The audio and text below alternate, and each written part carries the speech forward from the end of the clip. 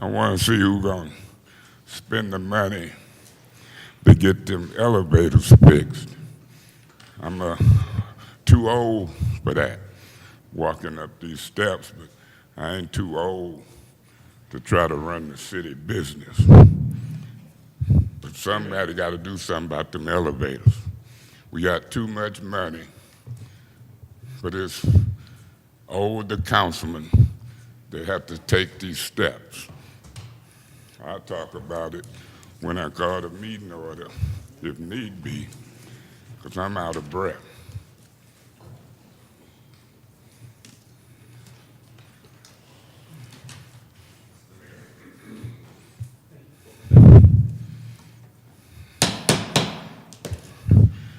I'm going to call this gathering or meeting, I'm going to call it a council meeting. I'm going to call it the order. Roll call, Madam Clerk. Mr. Mays? Present. Ms. Priestley? Present. Ms. Winfrey Carter? Present. Ms. Burns? Present. Ms. Herkenroder? Present. Thank you. Now, if you look at this agenda, I'm going to ask the question, is there any changes or amendments to this agenda from any council person and or the mayor? Anybody? I'm going to ask it again. Is there any changes or amendments to this agenda? And I'm asking the council persons and or the mayor, are there any?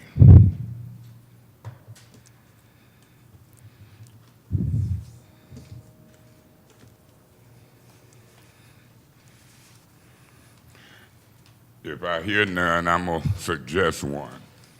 At the top of this agenda, it says this community budget hearing was called. I want to move that down to after the Pledge of Allegiance. Any objections? And if you don't like it there, I want to put it before the brief overview of the proposed budget by the administration. Any objections to this council president's request? If I hear none, then I'm going to so order it. So let it be. I want to see if Ms. Priestley will lead us in the Pledge of Allegiance.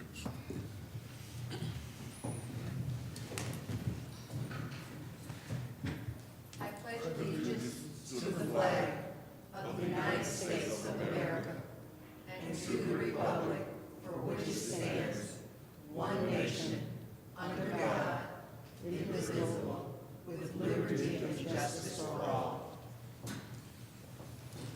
If you think about what's happening in Ukraine and all this Ukraine and Russia stuff, when I say that and I look at the American flag in this meeting, it means something to me. If you look at the agenda, it says at the top, this community budget hearing was called to allow members of the public to comment on the City of Flint's fiscal year 2022-23 proposed budget and 2023-2024 forecasted budget. The forecasted budget is proposed by Mayor Sheldon Neely, as well as the property tax millage rate, street light user assessment, and rubbish user fee proposed to be levied to support the proposed budget. Madam Finance Chair, Ms. Burns, at this point, based upon what I just read and what you know is there anything you'd like to say? At this point, no, at this point, no. I'll wait for down the agenda where it allows for follow-up remarks after the administration has presented the budget. So is that before or after the public hearing? Do you have a copy of the, Agenda? correct? Chris, Mr. Del Moroni, could you do me a great favor? We spent a lot of time talking the other day. Can you grab one of them agendas off of the back? You got one? I got one. I got one. Well, I thought you were saying you needed one. No, I don't need, no. I do Okay, not. thanks, Chris. I'm asking you, you say you want to do that, and I'm looking at where you want to Yeah, do I'm it. looking at where it states, two up from the bottom where it says follow-up remarks. Follow up. Correct. Okay. And see, how many councils people seen this posting? Did y'all get an email? You did, Miss Herkenroder?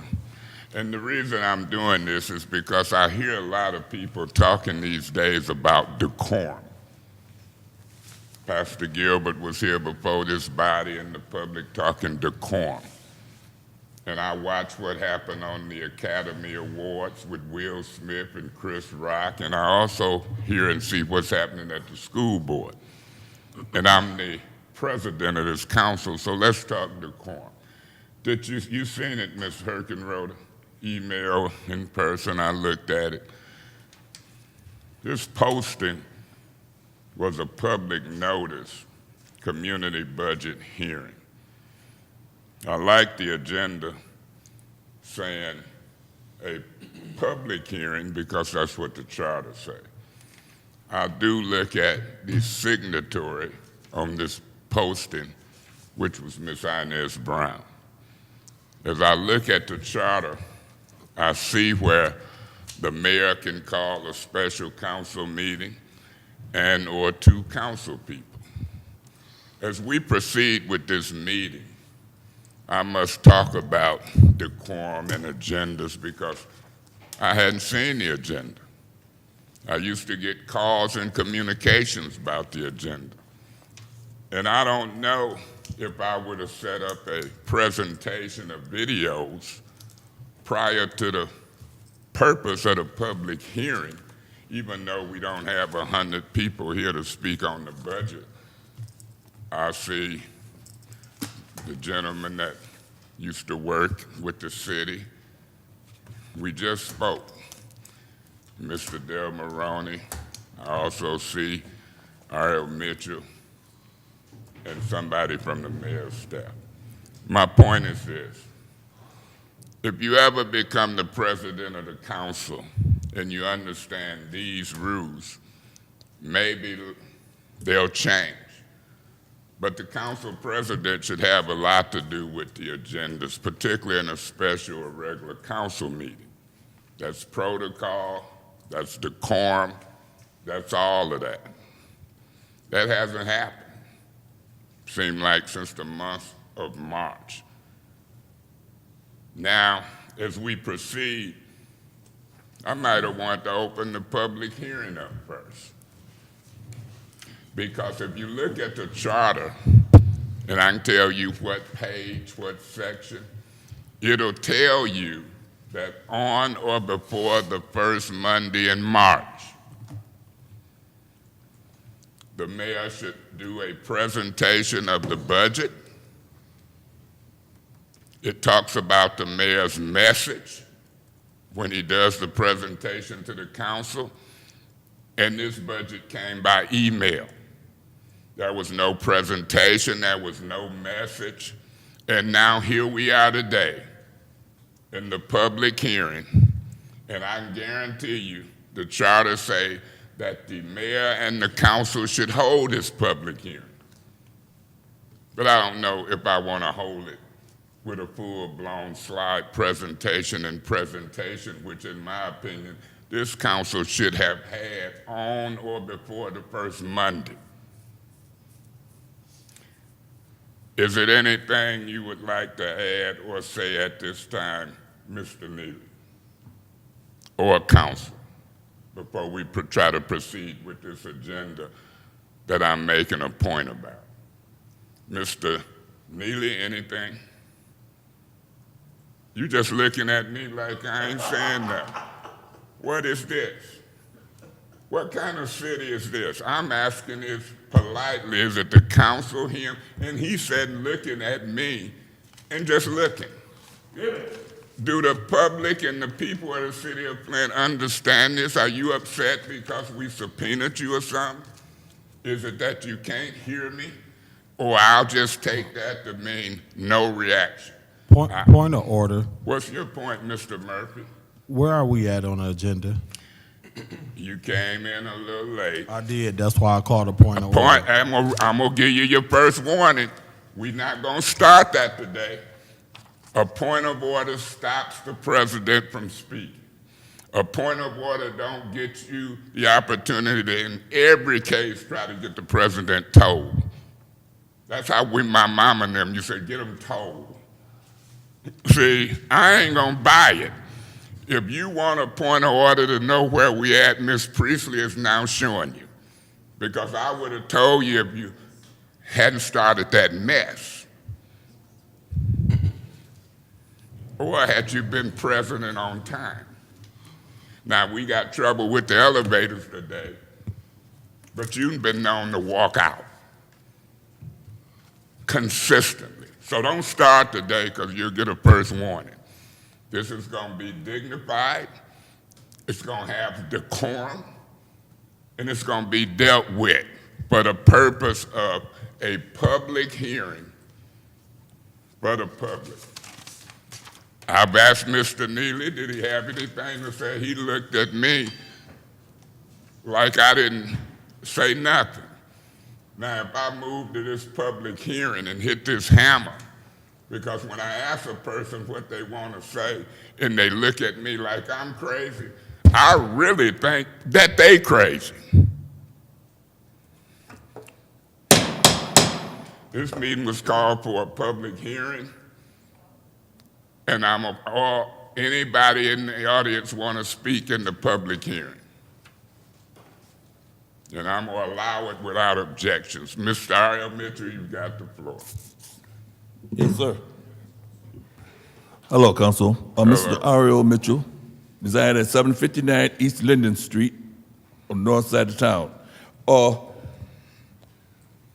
other day, I was supposed to be here at the council meeting, but I was misled by watching that situation on TV about Chris Rock. He reminded me of the public, and this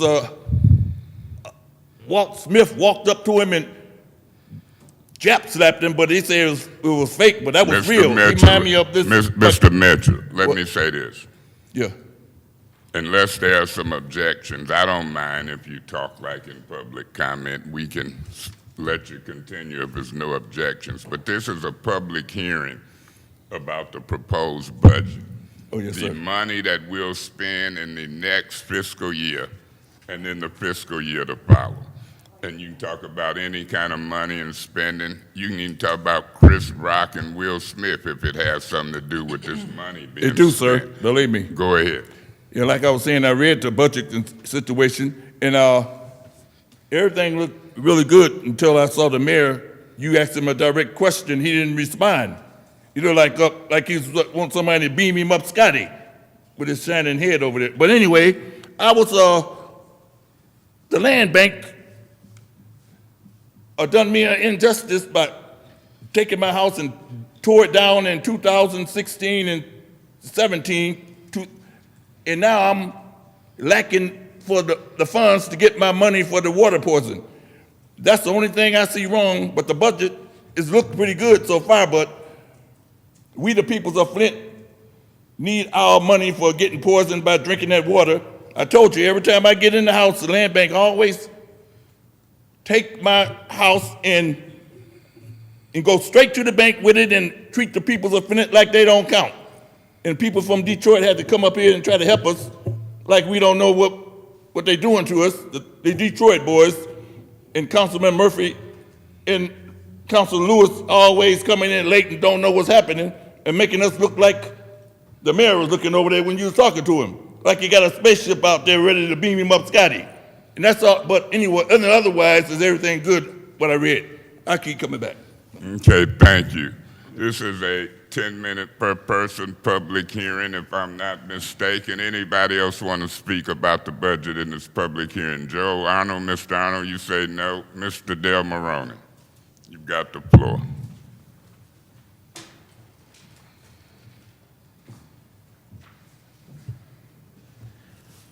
Thank you. My name is Chris Del Morone, and I live in Flint, Michigan. And yeah, so we have 10 minutes right now, but if your rules change, we will only have 3 minutes in the future. We'll see, but Yeah. based upon the current rules, I know you have 10 minutes, Yeah. and we're talking budget. So I would like to see an expenditure out of the budget.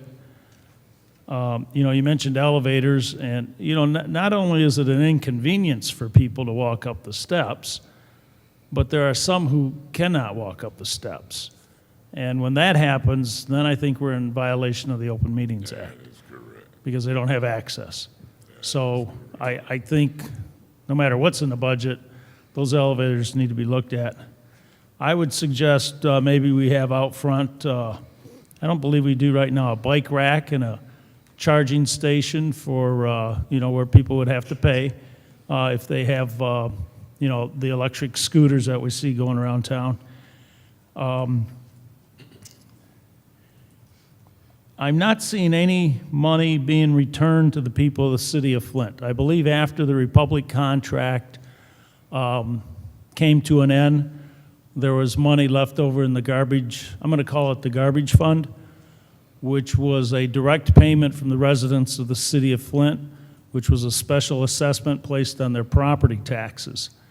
And, you know, at the end of the contract, if it's short, or if, you know, if there's money left over, in my opinion, that money should be returned to the citizens. It's what they paid for services which really weren't rendered, or, I mean, the services were rendered, but they just paid too much. So I would like to see something in the budget that addresses that, a refund to the residents.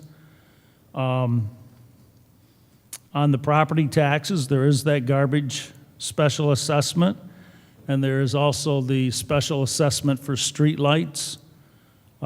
Years ago, I'm not talking decades, but the streetlight, the charge for the streetlights came out of the general fund. I would like to see that returned to the general fund. And also the garbage special assessment, which is on our tax rolls right now. That used to, there used to be a millage associated with that the residents would pay. I dare say that if those things, especially the street lights, but you know, it's one of the reasons people are losing their houses.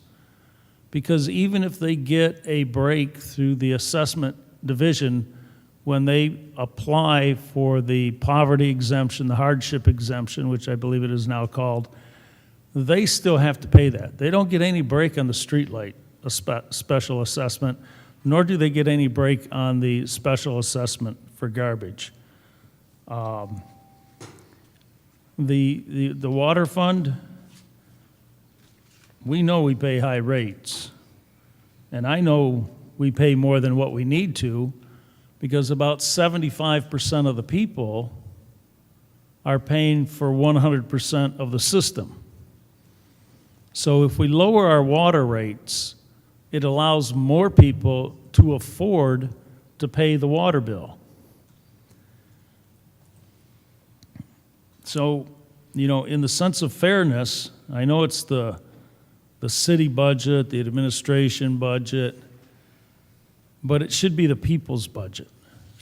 It should be what helps the people in this. Elevators will help the people. Streetlights going back to the general fund will help the people. The garbage special assessment going back on mills will help the people, because those who itemize their income taxes, which fewer people do now because of the tax law, which allowed for the $12,000 for a single person, I believe, and more for married couples. That is no longer deductible. So you can't even deduct the garbage special assessment nor the street special assessment from your taxes. Water, we're still paying high rates. It seems like there was an increase in the water turn on and turn off fees here recently. I don't know how long ago, but it seems like at one time it was only $50 to turn off and $50 to turn on. Now it's $75 and $75. So let it be the people's budget. Help the people. This is your opportunity, because it's the people who end up losing their houses. And if they're renters, someone say, well, it doesn't really affect renters, but it does, because the landlords cannot afford these higher expenses forever and a day. And I believe next year we will see, maybe it'll be pointed out here, I just got it, so I haven't had the opportunity to look through all these numbers. But I believe next year we will see the property owners in the city of Flint, residential, will see a significant increase in their garbage special assessment on their taxes. And they will be able to get no relief on the hardship exemption at all. And we don't need more houses abandoned because people can't afford the garbage and light special assessment. So please consider that. Work on the elevators for the handicapped, those who really need it, and appreciate it. Thank you. All right, this public hearing on the budget is still open. I've seen Pastor Gilbert come in, and I'm going to try to leave it open unless there are some objections. It's still open now if anybody want to speak. But now, if not, then I'm going to go to the agenda, and I'm going to see what this presentation is, and I'm going to leave it open. No objections? Then that's how I'm going to proceed with this agenda. Ms. Burns, Finance Chair, I want you to facilitate this. Ms. Herkenroder, any objections? No? So, Ms. Burns, I want you to facilitate this because I want to see if this council can buckle down, get ready. This budget came, and I see amendments already. I even want ARPA fund money amended in this budget, but the majority of the council will decide. And I've given Ms. Burns the opportunity to be finance chair. Who is her vice chair? Ms. Priestley? So between you and her, I'm going to treat you decorum-wise, Pastor Gilbert, just like I want to treat people to treat me. And so I want you to facilitate this. I'm a little biased toward the administration as it relates to the presentation that I look for on or before the first Monday in March. I'm biased. I want the public to hear this presentation and message that I think they should have heard. That's why I want to keep the public hearing open. If there's no objections, we're not going to go to jail. If you hear something, Mr. Del Maroney, and it make you want to speak, it's still open. Mr. Mitchell, it ain't but 3 of us here now. If 100 people rush in the door, Joe Arnold, I might change it without objections. Ms. Burns, the floor is yours. Thank you, Mr. President. I want to say thank you to, and the proper process, thank you, Mayor Neely, for being here and attending this, and thank you to Mr. Robert Whittigan. You're on here as Rob, but I'm going to use your government name. So thank you as our CFO for being here for this budget presentation. When you're ready to present, it looked like the light had kind of dimmed. Are you ready to go? I think so. You think so? All right, fingers crossed. Let's do this. Thank you. You have the floor. Good evening, Council. And this is another wonderful day in the great city of Flint that God has blessed us with. But just quickly, Mayor Neely, could you speak up, sir, please? I know soft-spoken, you're very soft-spoken. strong-willed, soft-spoken. Thank you, sir. I will try to project into the microphone during this presentation. Once again, I greet this council. Another wonderful day in the great city of Flint that God has blessed us with. We're here to present this budget for this public hearing. Procedural question, though, we're on the agenda after the public hearing. I'm not for sure if the public hearing, 2 items on the agenda can be still functioning at one time as you move and progress through your agenda, but I just put that through to you guys as a procedural portion of what we're doing here. But as we present this budget for 23 and 24, I definitely want to talk about the cautioning of where we are as a municipality and as a city. 19 communities throughout the state of Michigan are facing structural deficit problems. These are real issues, and in the city of Flint, we've been facing these issues for the better part of more than a decade. Emergency managements, previous administrations, and others have known these projections to come full frontal. As we look at our pension obligations, and this was a decision, a conscious decision by the administration to make sure that we have our structural deficit obligations that we face here on one side, and then we have the use of one-time American Rescue Plan dollars on another hand. They cannot commingle pursuant to the government and federal rules, so therefore we made a decision to make sure that we use these dollars to be able to use the best judgment how to engage our community and to reactivate and alleviate some pain for residents. One of the things that we've committed, and we guarantee it, that we will be able to track every dollar from its inception into its expiration as we move forward. Residents will have a full look at what we do. Our budget is nothing more than a snapshot of the community's priorities, and we look for a unified way that we can think and work together as elected officials as we present our budget. In the past, budgets have been very convoluted and very difficult to read for the novelists trying to engage the budget process with all these lines and all the expenditures that we have. Our new budget format is much improved and easy to understand. This budget highlights revenues and expenditures for the next fiscal year, which starts on July 1, 2022, and goes through June 30th of 2023. Today, we will offer highlights for the proposed budget while also addressing long-term structural financial issues that the city of Flint has. One of the things that we're very proud of is when we came into office, this administration made a conscious decision not to raid the water and sewer fund. Previously, in previous years, the water and sewer fund, which is an enterprise fund, were debited to the tune of $4 million, at least as far as we can track it back, to go into the general fund obligations. And residents do not pay their water bill or sewer bill to pay for obligations set forth in the general fund. We stopped that. We stopped that hemorrhaging for residents. We cut back our spending. Last year, we spent about maybe $71 million, bless you, $71 million. Now we have our expenditures round out about $64 million without layoffs. We also are increasing personnel in this budget in many different departments. We're doing the things that's necessary to increase the quality of life inside the city of Flint. And also detailed in this budget is our structural deficit problems, and they come by way of our pension system. In a 6-year period, our pension obligations will double from $21 million to rounding about $40 million. Those are the structural deficit issues that we face. Dwindling population, property taxes, different things.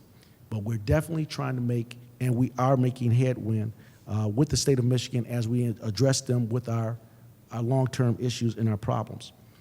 Our CFO and our financial team, we have built the capacity that we have now internalized all of our financial operations. When we came, the state still had embedded contractors here running our finance department. We have built capacity to whereby we can control our own destiny and operate our own finances efficiently through our CFO and his team. We've done a marvelous job, and I definitely want to congratulate those individuals. But as we talk about opera dollars, American Rescue Plan dollars, $1.9 trillion was released by high-minded legislation throughout America. Many communities throughout America have not engaged the spending of these dollars. But definitely, we have set the structure and the infrastructure to support these dollars through the year 2024. As we heard from one of the public speakers, their concerns were about the infrastructure here inside of City Hall, but those issues are addressed in our budget. This budget really speaks to vision and not vengeance. So I employ the council to work with us. Invitations to be able to be at the table, to be in your seats as we discuss these very serious issues. Because if we do not address this as elected officials, this residency will pay the penalty.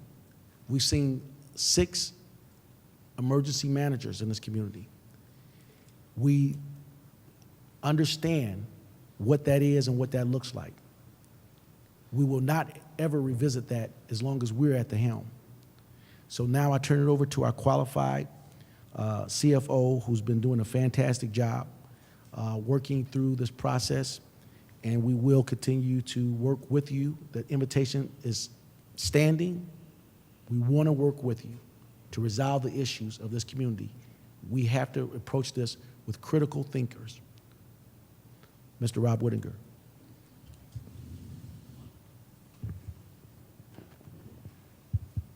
Good afternoon, good evening, I guess. First, I want to thank the finance team and the administration for their work on the budget book this year. And now we look forward to embarking on this budget process together with council. It's a long process that we're going to be going through.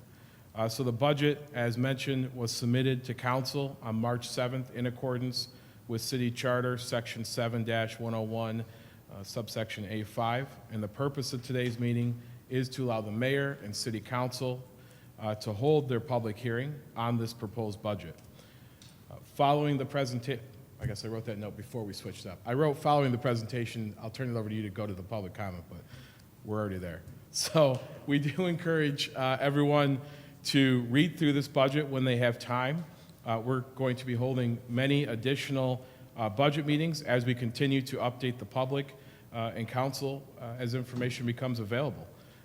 If you have any questions at all, we do ask to get a hold of possibly council staff, submit them to us, and we look forward to answering all those questions and providing them back to council and public in one concise document, so you can see all your questions with answers. Make it available to public, to council, all council. And we will be sure to get you the exact and precise answers that you need. Right. So just a little bit of background. Let's remember last year's budget. It was forecasted that the deficit was coming in FY 2023, which is what we're about to enter into. We filled the gap, but unfortunately the decades-old problem still remains. So last year we had forecasted a $17 million deficit for FY 23.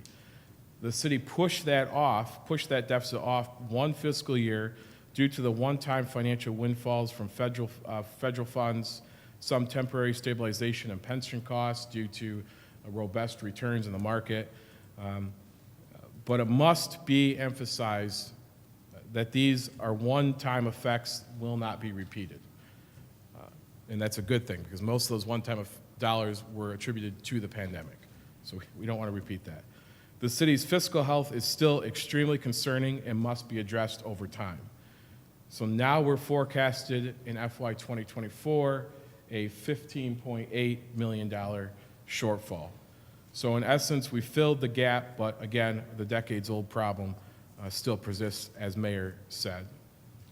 Just a quick basic overview of the budgeted funds. When we're talking about our budget, it's important to know there are actually 17 different funds within the City of Flint's budget, but our primary focus as we go through this is going to be mostly on the general fund because that's where we have the most flexibility with dollars. Other funds are, like street dollars are tied obviously specifically to streets. General fund, it's a lot more flexible.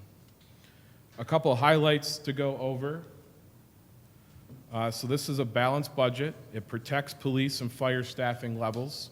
It invests in neighborhood policing. invest in our work to fight blight, invest in infrastructure improvements, while also ensuring we fulfill our charter obligations. So this budget remains in compliance with state law and city charter. A couple revenue assumptions just to go over. Property tax values or taxable value is up about 3.4%. Income tax revenue is down, and that's really driven people working from home, unemployment rate, really driven by the pandemic. This budget does, for revenue, remove the one-time dollars I mentioned, such as last year we received $2.5 million to offset income tax loss. Another thing that we need to prepare for and understand is due to population loss in the city of Flint, revenue sharing will drop in fiscal year 2024 due to our population loss. And just a reminder, as we work through this, I believe Mayor mentioned, this is our annual budget. It's the dollars that we see year over year coming in and going out. Just a reminder that grant budgets like ARPA are not placed in the annual budget, but we will be presenting separate budgets for those.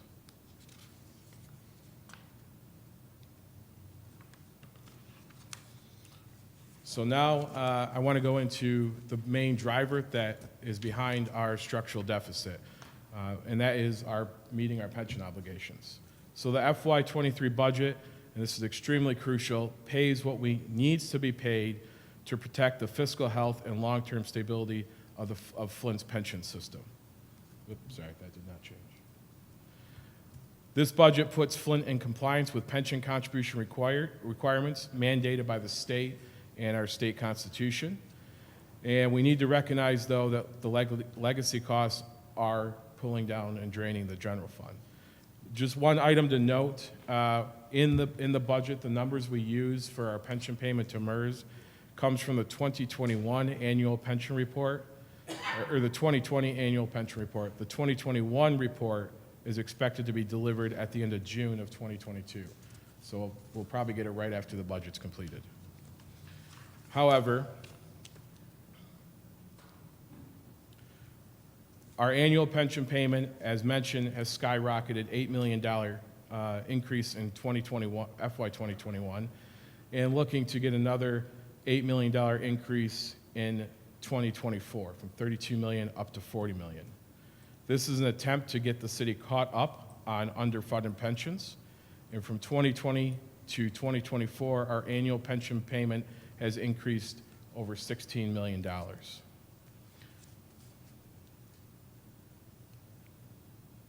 about that. So to be clear, we do have a moral obligation and a constitutional mandate to fulfill our promise to retirees. Failure to pay these legacy costs allowed past administrations and emergency managers to claim fantasy fund balances.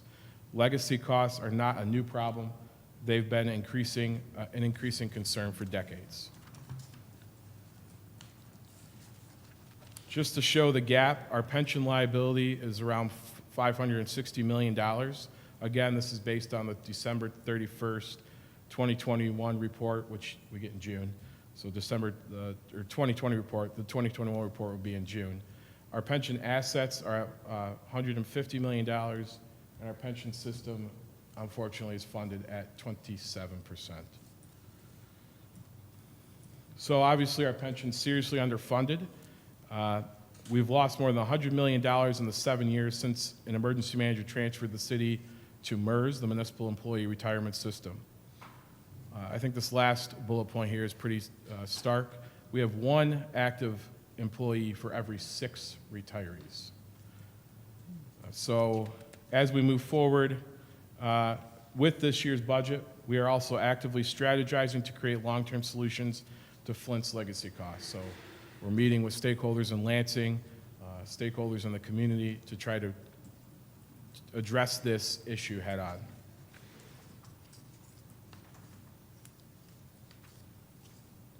Unfortunately, the council was left out of decisions made by the emergency managers, and unlike the emergency managers of the past, will continue to strive to work in cooperation with members of the Flint City Council.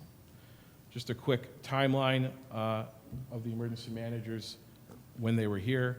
Over and over, we were promised that the finances had been fixed. All of the emergency managers simply addressed our immediate emergencies.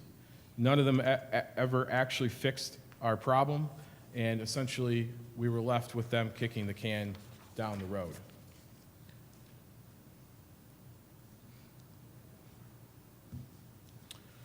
So the time is now to work very hard towards financial stability, and we are going to have to make hard decisions, and good decisions need to be made for the betterment of our community.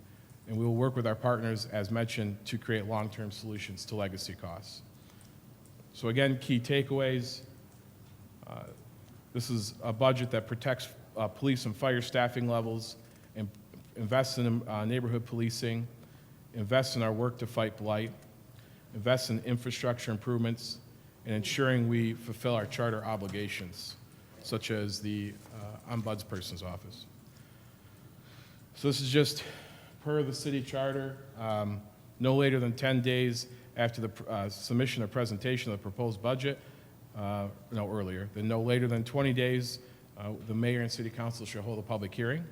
So we do welcome and encourage one-on-one meetings with council members.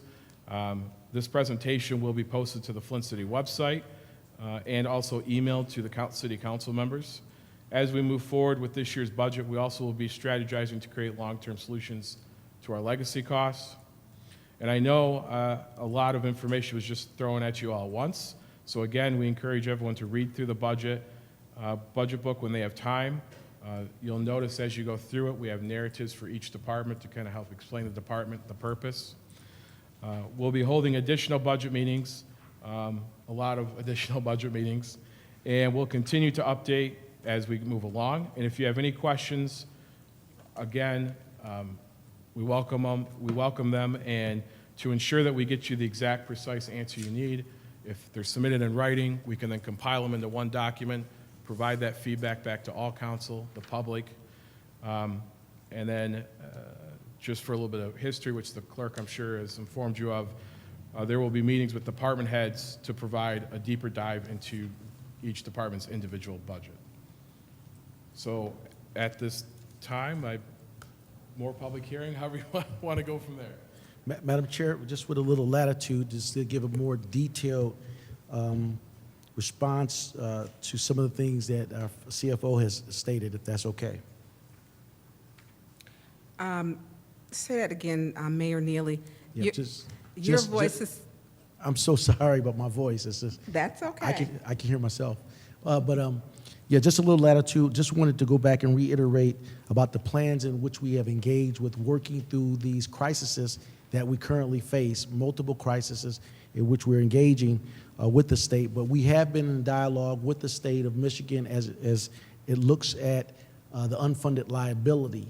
And I stated earlier that 19 other communities have these same similar issues that the city of Flint has, but not to the severity in which we face in a shorter time frame. We have been engaging, asking for legislative relief, that some of those plans are being worked through, lancing now to legislative action to be able to provide some level of help. So we're fully engaged with that. And to provide a little bit of history for my colleagues, and I call you colleagues as elected officials, just so you understand when we talk about this pension issue in which we have. Early on, the pension system was controlled by the city of Flint and a 9-member board that was appointed and elected to that body. The system was called FERS. FERS was about 86% funded just about 7 years ago when the city of Flint was controlling its own system. The system had $450 million thereabout in that fund. The law that allowed the emergency managers to come in to occupy communities like Flint only gave them the ability to go in and have a level of influence or control over systems that were not funded correctly. The pension system, FERS, did not qualify for any intervention through Public Act 436. So the emergency managers could not control that system. But what they did control was the bodies that were on that board. 2 council people, persons from unions, and also other people were elected and appointed from administration. So the emergency managers made a decision to remove 2 council people from that board to effectuate a vote to move the system from FERS to MERS. $450 million, almost $500 million. Now, as you look at our system now, even after 2 consecutive good years of investment, the system stands at $150 million now. It put us on a trajectory, a downward spiral, with a weight on our backs to provide a level of a pension system that's going to be sustainable for the workers.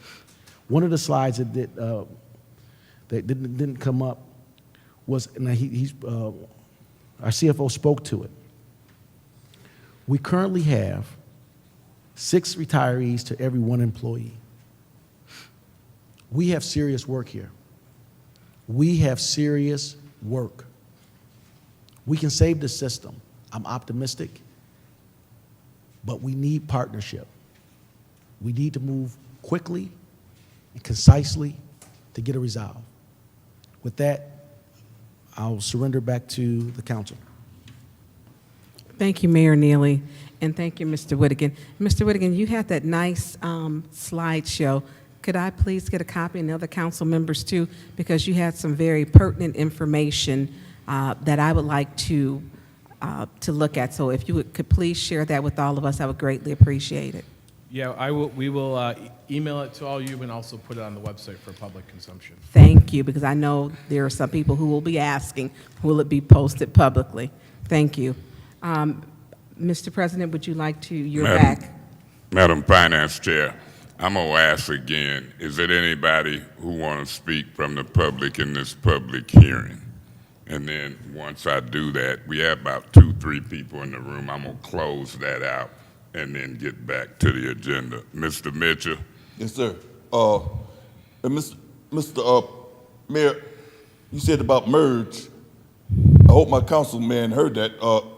Mr. Renfrey, about we have 10 business days to to speak on, to let the public know to get involved with this thing the mayor talking about, because the peoples of Flint, just like that statue they put out there as the first black mayor out in Flint. He was only elected to kiss babies and do it, but as a black man, it's the president of the council know about this, but you don't want to follow the council. Murphy, you just like Chris Rock. And the president had a jab slap and then you notice he didn't press no charges because it was a jab slap. Hey. Now take that. Yeah, respond to that. He called a point of order, Mr. Mitchell. What's your point, Mr. Murphy? I'll prefer for us to move on with the meeting because we open it back up to the public. And Mr. Murphy, it's never been closed to the public. Anybody else? Thank you, Mr. Mitchell. So you would rather whatever, but it's never been closed to the public. The main purpose of this is a public hearing, and I don't care who like it or not. Pastor Gilbert, is it something you want to say before I close this public hearing? I thought your point of order was going to have something to do with was Chris Rock relevant there. And you talking about you don't want folks. I do want folks to talk. Go ahead, Pastor Thank you, Gilbert. President Good Mays. afternoon, good evening. And Beg your pardon, Mr. Murphy. Did you say something? You saw me doing body language, but you did not hear me say nothing. If I said something, I would have got the floor. Okay, like well you said, then point just of say order. no right now. But You quit out of calling order. my name, then. No, I'm gonna call your name, Ms. Hergenroder, Ms. Burns, anybody on this council I'm gonna pay attention to. And even if you don't think it's the proper decorum, I told Pastor Gilbert to hold on. I knew I seen you moving or saying something. Proceed, Pastor Gilbert. Thank you, Mr. President Murphy, you're Mays. not going to run this today. and to Finance Chair Burns, and to the Honorable Mayor Neely, and to our Chief Financial Officer, Mr. Whittigan, to the entire council. I just had one question for Mayor Neely that hopefully he can in some way address. I guess I would say to you, Mayor Neely, is what does this do for our overall look as far as bankruptcy within the city? Pastor Gilbert, I don't know if we're going to have back and forth with the Okay. public during the public hearing. If there's no objections from my colleagues, I'm not going to object. So we'll see what happens. Go ahead. I asked a question and got a blank face. Repeat your question, and if they want a dialogue, I'm not going to object unless they do. I object. Okay, then just talk, Pastor Gilbert. And that was basically it that I wanted to put forth before the mayor and administration in this setting. That's What all. was your question? Just where we are as far as the bankruptcy of the city, or if there is that looming, is that somewhere, or is this going to give us, I saw the proposed and the projected, and that's my only question. That's it. Okay.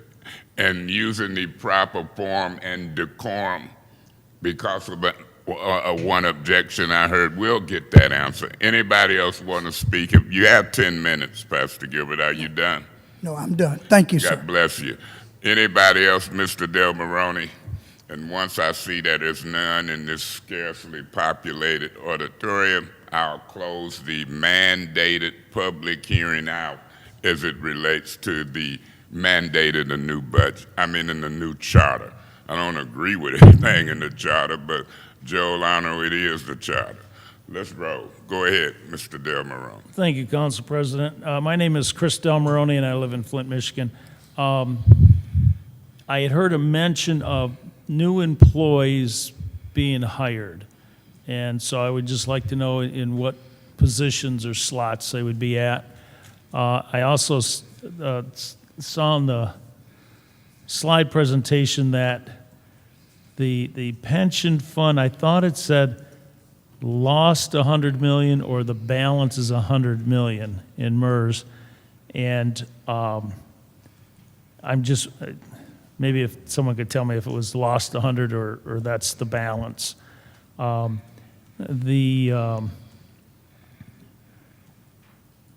the proposed budget here is less than last year's, from what I thought I heard and saw.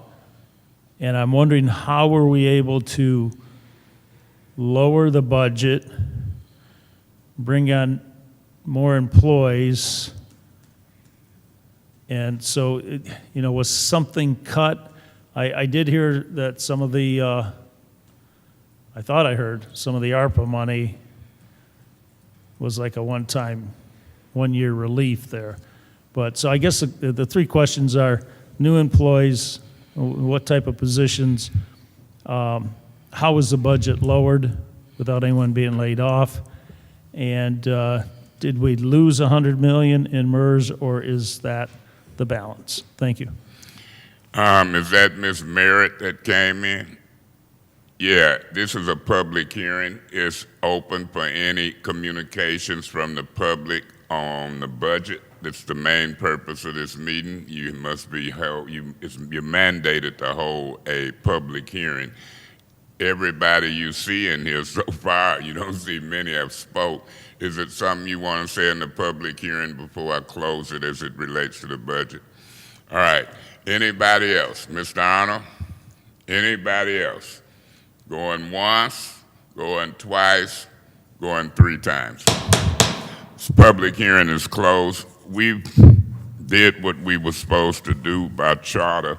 The charter says that 10 days, no earlier than 10 days after the presentation of the budget, which should be on or before the first day, Monday in March, no earlier than 10 days, but no later than 20 business days, you should hold a public hearing.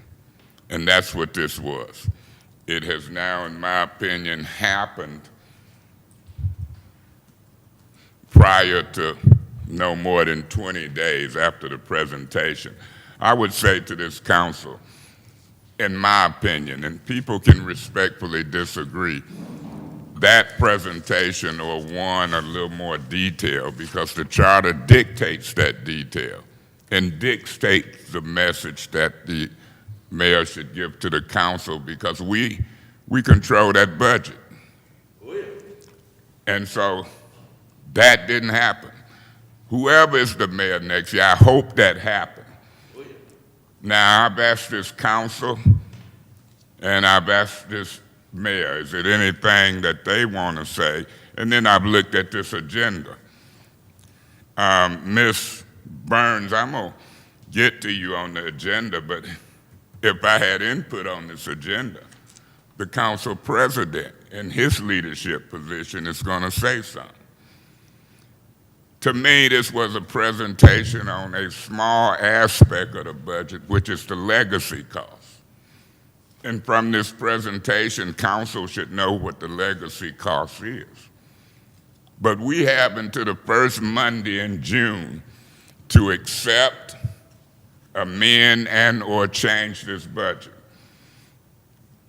Mr. Whittaker, because Ms. Burns, what I also would have did on this agenda, I'm going to have any other council discussion. Because from my knowledge and experience, the first Monday in June will get here fast. And this is one of the scariest councils I've worked on when you look at absentee and attendance. When it comes to... Point of order. What's your point? Yo, you calling us scary is a derogatory comment, and that is not germane to the agenda. Mr. Murphy, I'm going to rule that it is germane. Jackie. I appeal your ruling. Okay, you appeal the ruling of the chair. Is there a second? He's appealed the ruling of the chair, I guess, that I can't talk about. I second that. It's been moved and properly second. I rule that I can talk about attendance as we go into budget hearings, quorums, and the ability to meet between now and the first Monday in June to pass a budget is critical for me. This budget process ain't gonna be no in and out meetings. Now, Mr. Murphy done appeal that I'm germane talking about the upcoming meetings and the importance of meeting. Ms. Burns have seconded that. Anybody else want to speak on this appeal? Yes. You've got the floor. President Mays, Councilman Mays, you saying that this is one of the most scariest councilmen is very derogatory, and it's an attack on our character and who we are as an elected official, and it has nothing to do with the agenda. Anybody else want to speak? Mr. President. Ms. Burns? Thank you, sir. I agree. I think we are here to take care of the budget. It is a personal attack on character as to how a person is, and it's scary is not something we should be addressing in a professional setting. We are here with the administration. We know that in the coming weeks that we have time for dialogue. We want to make sure that the public wants us to have, well, the word has been decorum. In order to have a quorum, we need decorum. So I would like for all of us to be able to stay here when we respect each other and not to say how another council member may feel or a person's projected thoughts on how they are feeling. I don't feel any of my colleagues are scary. I find them to be very forthright. They're independent thinkers. They don't vote a certain way, and I appreciate that. I think now is the time that the public expects us to be here to take care of the business without any derogatory remarks so that we can move forward. They wanted this council to do the business of the city. That's what we're elected to do. That is what my ward expects me to do, and that's what I'm going to do. And it is a personal attack, and I take offense to being called scary because not at any time do I make any derogatory remark, name-calling, and name-calling is a personal attack. Is a personal attack. So I hope that we can proceed to complete this budget hearing process, whether we agree with the administration. I have got some very in-depth questions about the legacy also, because it is huge and it's pending. The capacity building that one of my constituents, Chris Del Maroney, talked about. Where are we building capacity? And I personally took the time with our vice chair, we were here Sunday to 10:30 a.m. going over the budget, to where we went over it line by line, making sure we understood what was going on. So for me, it's not scary, sir, but what it is to be required is to be, for myself and my other colleagues, respectful, and to make sure we're respecting each other. Tanya Burns, the sixth ward, is not scary. What's scary is we're going to have a $15 million projected deficit. That's scary, with a legacy cost of $40 million per year. That's scary. Thank you, Mr. President. Anybody else want to speak on this appeal? If not, I'll wrap up and give my closing arguments and we can vote. Anybody else want to speak on this appeal? Mr. President, Yes, Ms. Herkenrode, you got the floor. I just want to briefly say that in addition to my colleague in the 6th Ward who pretty much said everything that I was going to say, I do also want to highlight the fact that we are here to get the business of the city done, and we must do so respectfully, pursuant to our role that we have been sworn to do, which I do believe, not having the charter in front of me, I think is section 1304. I don't have that in front of me, so don't quote me on that, or 3104. But that is our job, is to treat each other with respect and dignity, and yes, decorum. So thank you. Anybody else? Anybody else? Hearing none, this is what I'll say. These meetings are recorded. I said it's scary for me with all the absenteeism and no quorums as we move into this budget process. You can shake your head, Ms. Burns, but I didn't agree with what you said. You said I called colleagues scary, and I didn't shake my head and knew it was wrong. So I've looked at the demeanor. Point of information. What's your point? You did state that this is one of the scariest councils you've ever seen. Miss Burns, you out of order. That ain't no point of information. That's a statement. And you can appeal that. But a lot of folk come on here, and in 3-4 months, they think they the authority. Regardless of what I said, I know what I meant.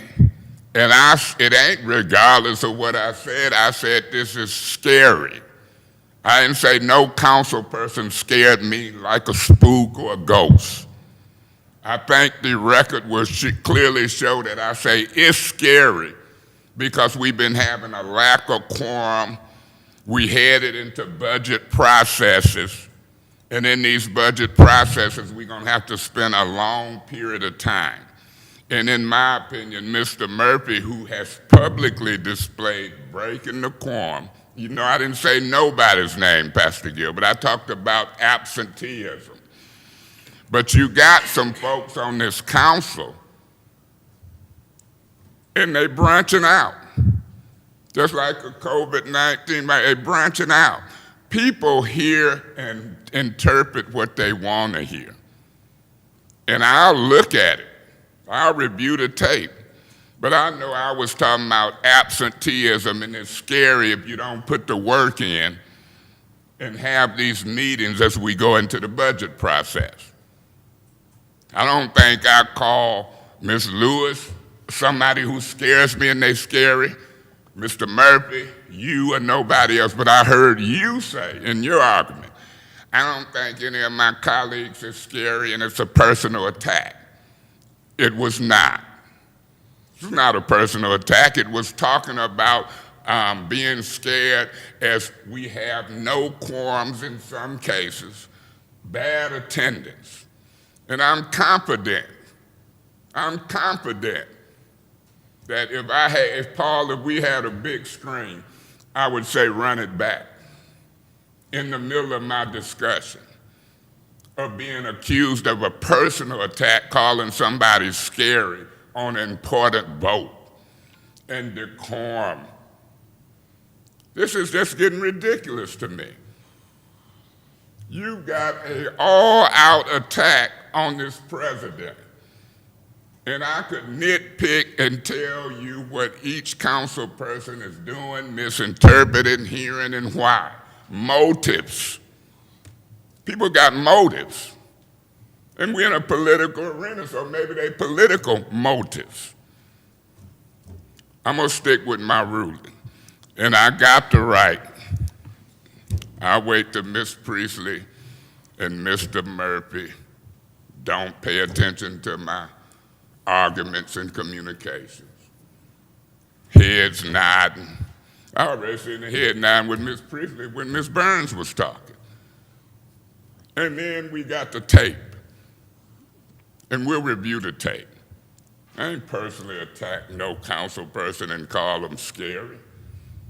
But that's the allegation. If you vote yes, you rule that the chair, I guess, made a personal attack or an appeal.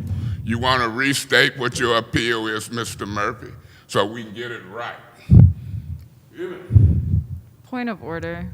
What's your point? The proper vote and an appeal is that yes upholds the decision of the chair and no overturns it. I know what it is, and I'm trying to make sure that you know what you're voting on. We've had many appeals over the years, Ms. Herkenroder, with Ms. Fields and everybody else, and sometimes you get a courtesy of the person who made the appeal so you won't mistake it. Who's got a point of order? You? Go ahead, Ms. Priestley. It is the responsibility of the chair to repeat the reason for the appeal. Well, you could be right, and if that's an objection, if he didn't want to say nothing, he didn't have to. But it was the courtesy and decorum what I was giving him. I don't have to repeat it. I can rely on the record keeper. Janelle, could you repeat his appeal back? I don't know if she keeps stuff verbatim. I don't ask our staff to keep stuff verbatim.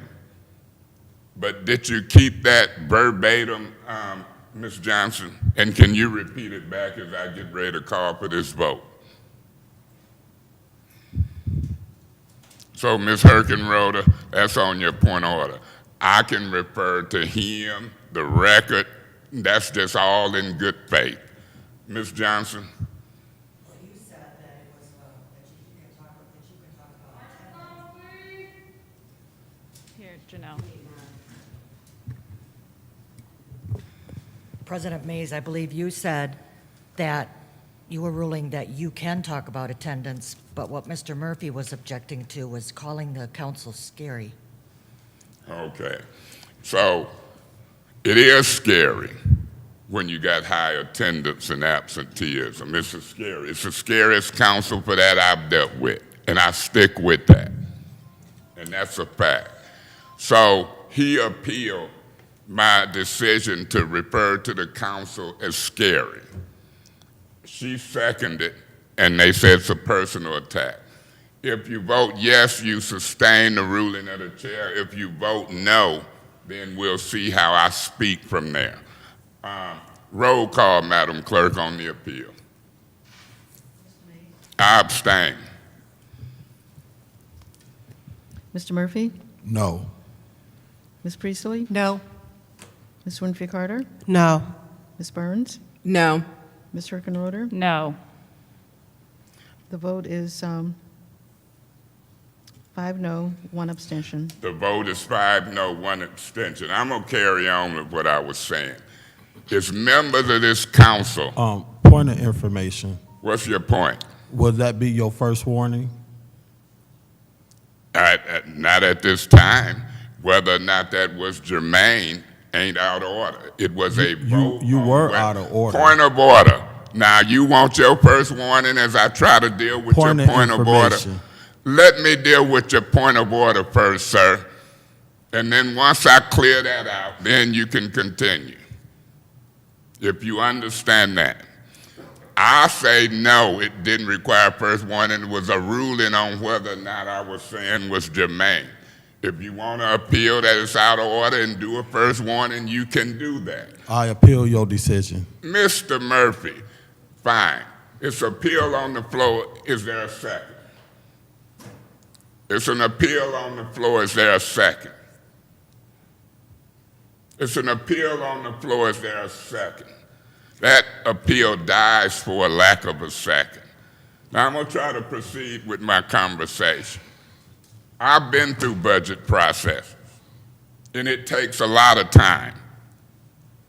Normally, the Finance Committee chair will call a hearing, That hearing for police might last in the past, let's give it 1 hour. I think this is a different budget.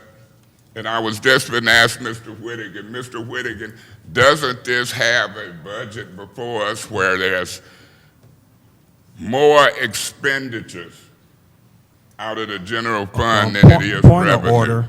What's your point? Could you inform me where we at on the agenda now? Yeah, we at the point on the agenda where the president is speaking, and then the agenda says follow-up remarks regarding proposed budget by Finance Chair Burns. I'm gonna believe that the president can speak before the Finance Chair. You object to that? If, Mr. President, if he doesn't object to it, I do. Okay, well, you can object to it. We can vote on it. Should the president not be able to speak? Is there a motion? Since you object, make the motion, Ms. Herkenrode. Has the president given the councilwoman in the 7th Ward the floor? You say what? Has the president given the councilwoman in the 7th Ward the floor? Yeah, I just said you can make a motion. Okay. You objected to I me move that speaking. we continue on with the agenda, which puts us at the follow-up remarks regarding proposed budget by Finance Chairperson Tanya Burns. Is there a second? Yes, I second. It's been moved and properly second. Any discussion on that motion? Any discussion on that motion? If not, I'll speak on it in the first round and we'll ask again in the second. I'll speak on it in the first round. Is this the same council who talks about decorum? Is this the same council who understands when there's a special council meeting, the president should be in charge and have some input on the agenda? The charter I read, Pastor Gilbert, say the president or a committee chair can put, well, not the charter, the rules, say the president, certain committee chairs got input on the agenda. Point of order. What's your point? It is against council rules to address the audience. Madam Burns, this is a motion to censor the president from speaking. That's the relevant discussion Point of on order. the motion. Point of order. Yes. The motion is actually to continue with the agenda for follow-up remarks regarding the proposed budget by Finance Chairperson Tanya Burns. That's correct. But in fact, the president was speaking when the person objected, which was you, and said, you don't want me to speak. So it's relevant for me to talk about how agendas are or not made in my discussion. Now, if you want to appeal Point me of in an order. argument, Mr. Mays, you have to what's your recognize a point of I order. didn't hear you because I was talking.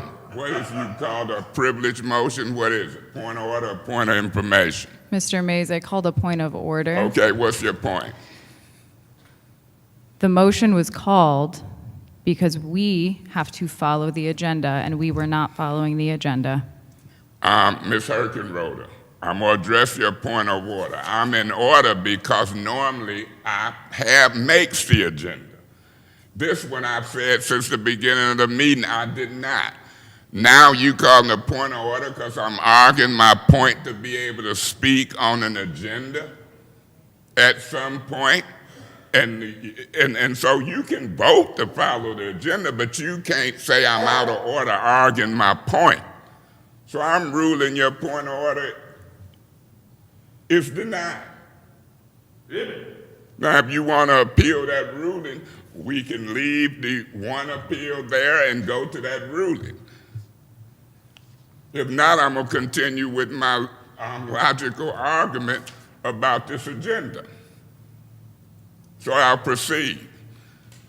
Anybody, in my opinion, that's elected who don't understand that I've made an issue about the posting, the agenda, and don't understand that if the mayor, the council president, or the clerk can put stuff on agendas, why am I being left out?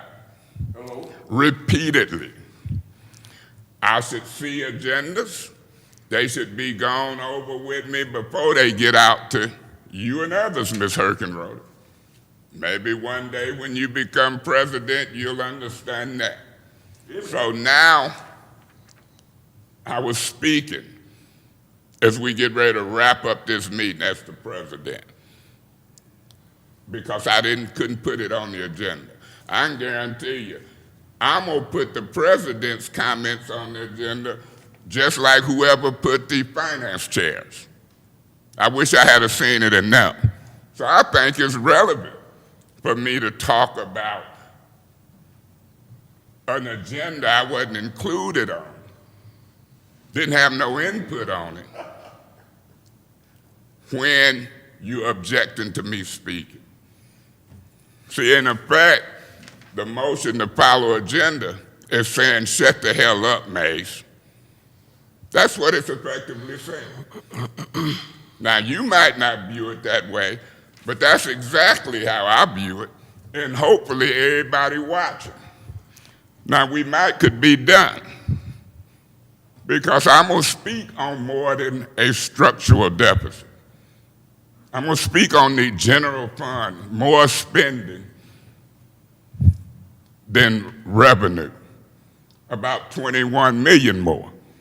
And then I'm gonna pass it to Ms. Burns and others, because as they can do their presentation, we run point on the budget. Y'all knew, some of you, and they objecting to gaining knowledge from the president. In other words, I make a motion, you shut the hell up. And then the agenda that I got says any other council discussion. And I've said repeatedly to this council, any agenda, committee, council agenda, if I got anything to do with it, it's gonna allow council members to have any other discussion. It's not just gonna say a council comment and adjourn. So, don't matter what you do. To me, it's important that the people see it. I'm hoping you looking at it, Pastor Gilbert. You came before this body. Any more discussion in the second round?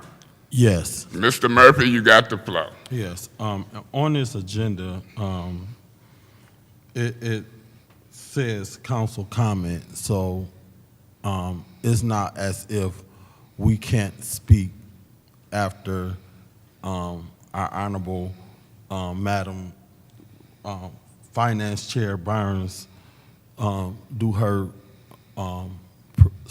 opening last minute speak or whatever she wanted to talk based on the finance. I just think that's just the proper protocol, being that she is the finance chair.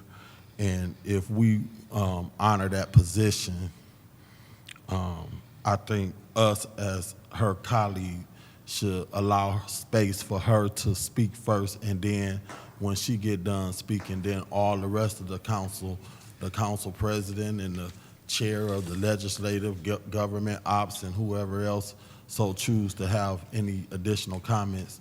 Because at the end of the day, we here to take care of the business of the city of Flint, and we wasting time now, even just getting through the agenda. We done spent a lot of time talking about allowing you to speak. You already been speaking prior to, before, and during, the middle, you know, so you done spoke from the time we started the meeting to now, and here we are now on a motion to give you more leeway to continue on to speak. And I keep saying this, it is 9 council people here, and if you share space for others to speak outside of just you speaking all the time, then if you share the talents of the different council people, we can get a lot done.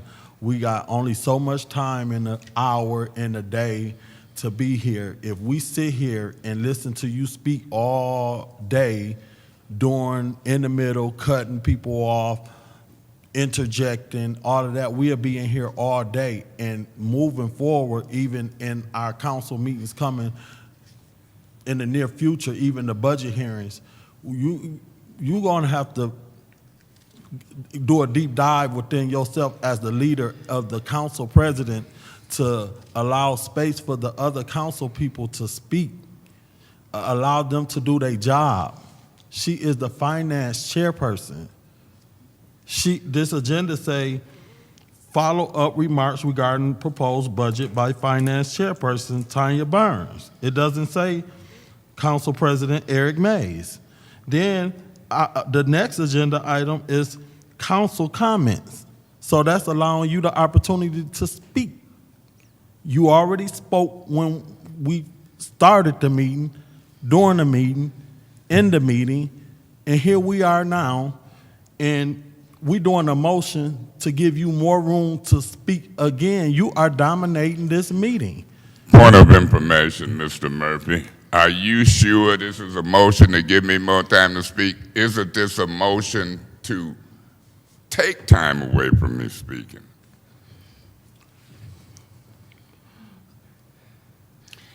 Anybody else? So were you done? I was not done, but you well, did I the gave point you of a point of information to cut me off as you always do. Point of order, Mr. Murphy. It's a privileged motion. I heard you say this was a motion to give me more time. I asked a point of information. Wasn't it a motion to limit it?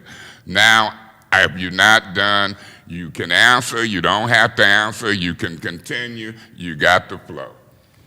You are abusing your power as the president and taking privilege, point of orders, point of information to take the floor, and you taking up time, and I'm even taking up time addressing this issue, and we want to get the business done. And I'm just saying, we need to get it together, figure it out, because meeting after meeting after meeting after meeting after meeting, we come in here, and it seems like if it ain't me, it's somebody else. Majority is probably me and you going back and forth at it, because I'm going to do what I was elected to do and be the voice for the 3rd Ward and the voice for the city of Flint.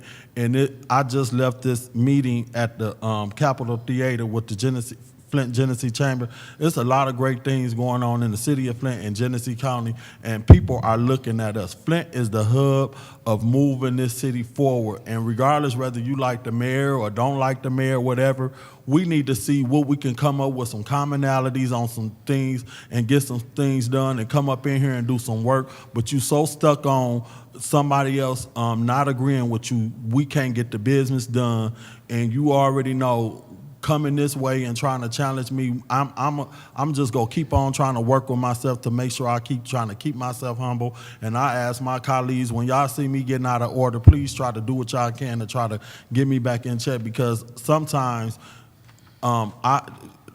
he is a trigger for me, and I'm trying to do my best to keep my composure and come here and do what I was elected to do, because people want to see me come in here. Not only me, they want to see all of us come in here and do the work of the city of Flint. We got a budget, we got a deficit, we just got a lot of work to do, we got a lot of research to do, we got a lot of reading to do. We should not be having to come in here and be going back and forth. Thank you. Anybody else want to speak on this motion? Mr. President. You've got the floor. Again, as I've mentioned earlier this evening, it is the role of the Flint City Council to adhere to all of the rules and to the Flint City Charter. Do you happen to have a copy of your rules in front of you right now, Mr. President? Yeah, I got them. If you want to go back and forth with me and I still get to speak. Great. So the answer, the answer is yes. Is it something you want me? Taking the floor back for my time. Thank you, Mr. President.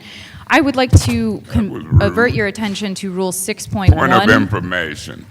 Ms. Herkenroder, if you ask me a question and you really want to answer, I think it's kind of rude to argue with me when I zero in on it. Do you think that that's rude, what As you I do? was saying, Mr. Mays, so given that you have the rules in front of you, I would like to direct your attention to Council Rule 6.1 regarding the agenda for meetings of council. As such, it reads, matters shall be placed... Point of information. Do you mind if you go slow and let me turn to it? Now, my point of information, do you mind that? And if so, repeat the rule. Number. Mr. Mays, as I was stating, Rule 6.1 reads, matters shall be placed on the agenda. Mr. Mays, you interrupted me, which was out of order. A point of information is always in order. Mr. Mays, you did not call a point of information reclaiming my time. As I was saying, matters shall be placed... Point of information. Can you wait till I turn to it? You said 6 what? As I was stating, Rule 6.1 reads that matters shall be placed on the agenda of any meeting of the City Council by action of the Council President or any presiding chair of any committees of the Council prior to the start of the meeting. Unless I'm mistaken, I do believe that Ms. Tanya Burns is a council chair. Is that correct, Mr. Mays? If you're gonna let me answer without being rude, I know Ms. Burns is the finance chair. I appointed her. Thank you. As such, that means that we should be following the agenda, which states that we should be at the follow-up remarks regarding the proposed budget by the finance chairperson, Tanya Burns. This should be withheld regardless if the council president has approved an agenda or not. Thank you. Anybody else want to say something on this motion? Ms. Yes. Winfrey Carter. Thank you, Mr. President.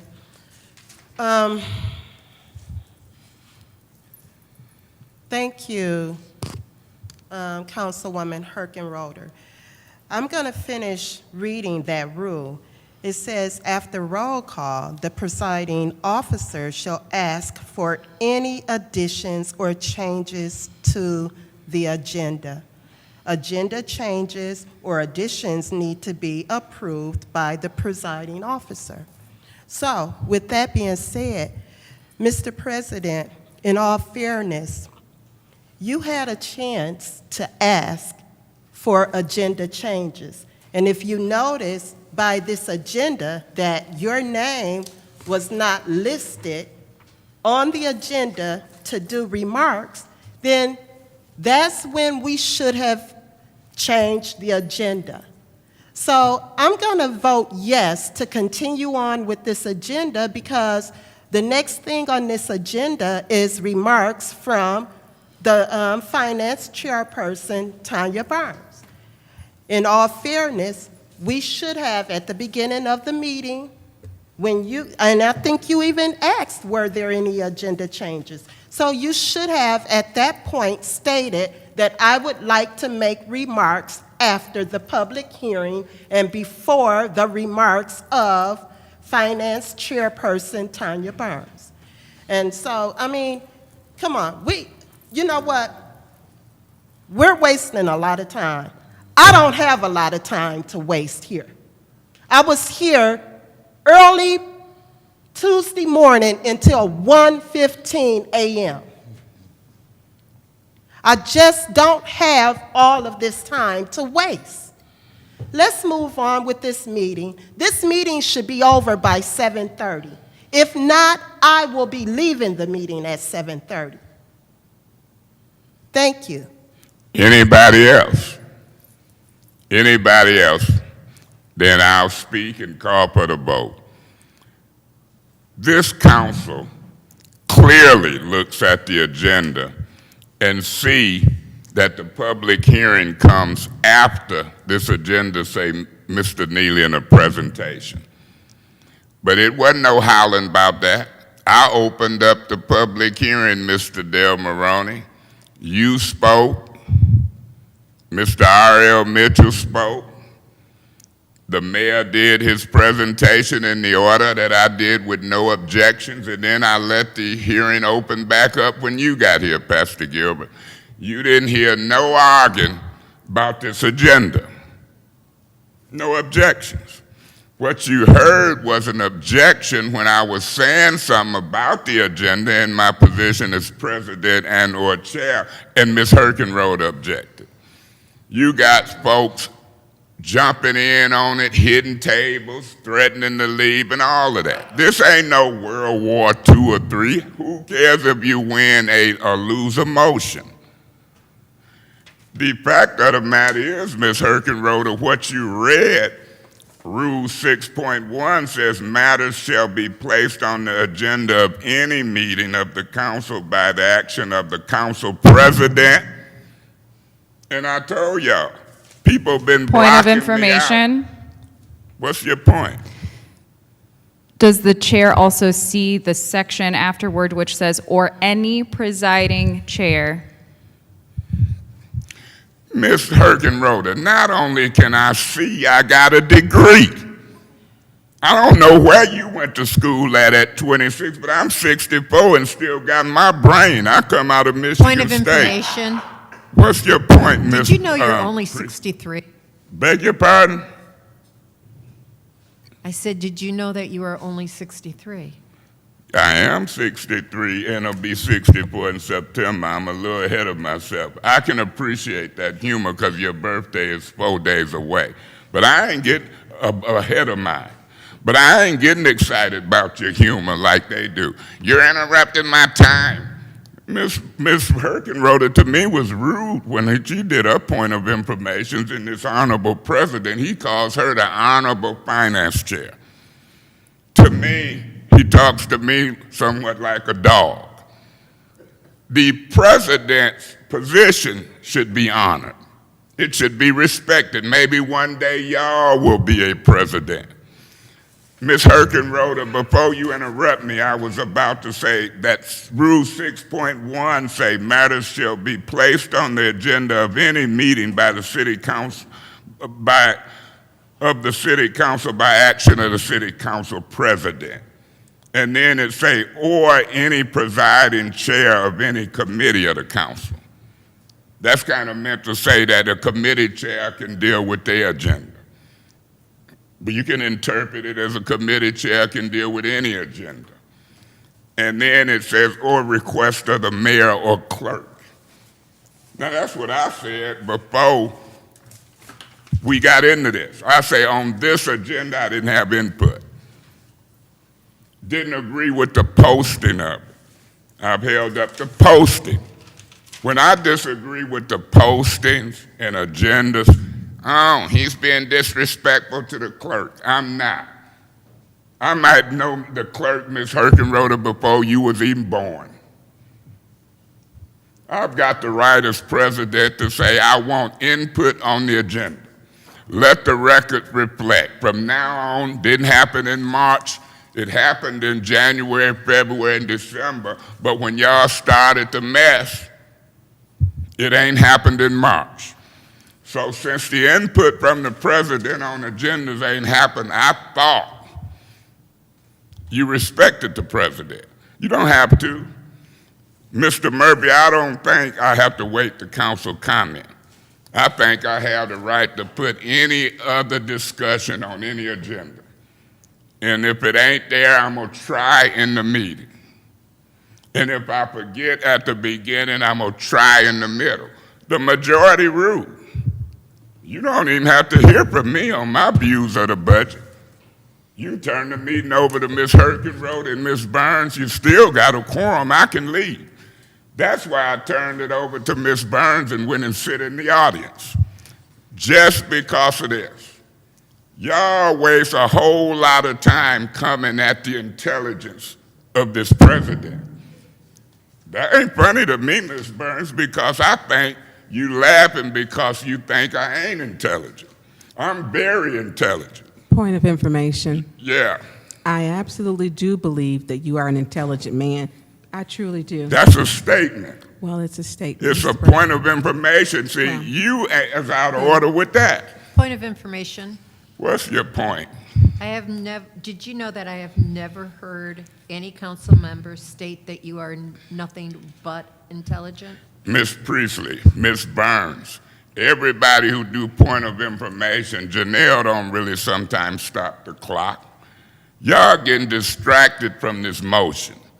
Mr. Murphy went all over the place and didn't nobody appeal, object. It was tripping me out. I know that was coming, I just spoke on that because of these distractions. This is a motion whether or not I could comment or say something as president. Point of order. What's your point, Ms. Herkenroder? The proper motion on the floor, which we are about to vote on, is to follow the agenda and be at the follow-up remarks regarding the proposed budget by the finance chairperson, Tanya Burns. Ms. Herkenroder, that wasn't really a good point of order, and it's denied because I'm still in my closing arguments. I thought you was going to say wrap up your closing arguments. I hadn't started to repeat the motion yet. Why do y'all interfere with my arguments to try to prove that I'm dumb or don't know something? I'm gonna wait till y'all finish. I'm gonna wait.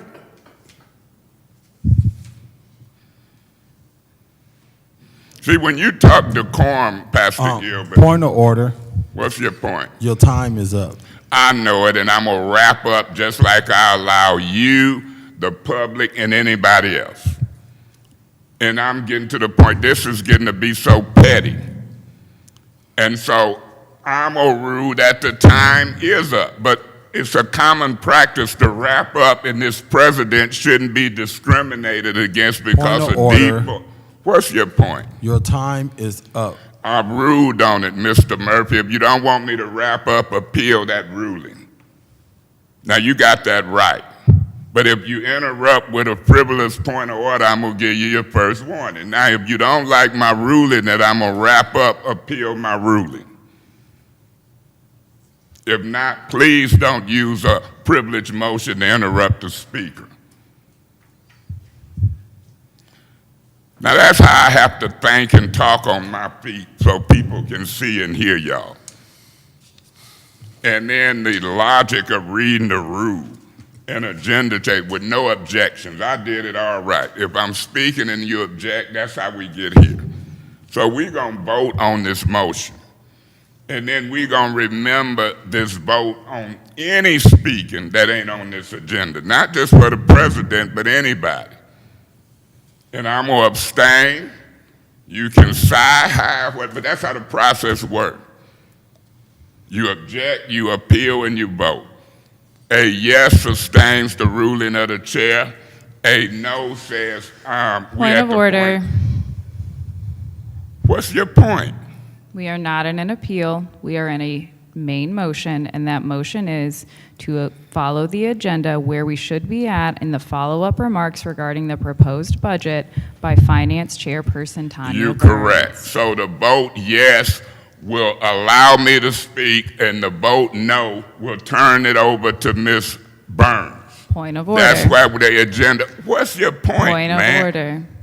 Beg your pardon? I said point of order. What's your point? I said, what's your point? You said point of order. I said, what's your point? You said Point of order means hold that up, ma'am. point You of done order called the means point that of all order, and I'm gonna members call the shall point. stop speaking, talking. please. Point of order. I've said, what's your point? So stop speaking. What's your point? The motion on the floor is to follow the agenda. Ms. which says- Herkenroder, I'm going to have Excuse her me, Mr. read Mays, it back. I was Let speaking. me finish stating Excuse it. me, Mr. Your Mays, point is I well was taken. speaking. Your point is well taken. You just called the point of order on that. And then you heard Mr. me Mays, speak. Point as of order, point point of of order, Ms. order. Herkenroder. My point of order is when I call it, stop speaking. Now, if you continue to speak and overspeak me, I'm going to give you your first warning. I have the right to have the Secretary of Staff read the motion back if I'm stating it wrong. Now, you done raised the issue twice back to back. I can see where I'm repeating it wrong. I'll take care of that. So I said your point is well taken. But you too busy talking and gonna get your first warning, and I'm not gonna hesitate no more, because you are a little too argumentative with this chair. Yeah, I said it, Ms. Burns. I'm looking at folks' demeanor. I shouldn't have to argue in this public arena with Herkenroder, Murphy, or whatever. So from this point on, when you call a point of order, and I'm addressing it and you don't cease talking until we sort it out, it's going to be a first warning. Janelle, I'm hearing that the motion is to follow the agenda, simple as that. And all along the way, as I've tried to do that, communicate, it's been problematic. Can you read back for the record what the motion is, and then I'll call for the vote.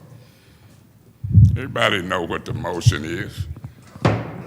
To continue with the agenda as written, which would, next would be follow-up remarks by Finance Chair Tanya Burns. Correct. So in essence, y'all know what it is. Roll call, Madam Clerk. Mr. Murphy? Yes. Ms. Priestley? Yes. Ms. Winfrey Carter? Yes. Ms. Burns? Yes. Ms. Hurkenroder? Yes. Mr. Mays? I guess I'll abstain. The vote is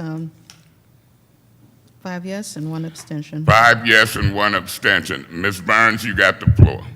Thank you, Mr. President, and to my colleagues, and to the mayor, and to our CFO, Mayor Neely, and Mr. Robert Whittigan. Sorry we had a delay of probably 45 minutes. But I do want to, before you're excused, I thought that, and I respect my colleagues' time. We were here Monday night until 1 o'clock, and it was long, and it was exhausting. And many of my colleagues, we work other jobs and do other things.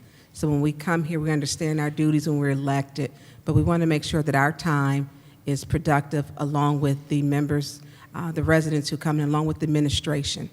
I do want to get into a few things. I do know that in the coming weeks, I will be meeting with the department heads one-on-one. I appreciate the slideshow, and Mr. Whittigan, I did shoot your email so that everyone will be on the same page to create transparency amongst the council, so that we will be able to have the budget that was presented in front of us, and along with your presentation and your concerns. My main concerns are, number one, the legacy costs. We know that that has been continuously going up. Also, I know ARPA wasn't in there. A lot of my colleagues were looking for a plan.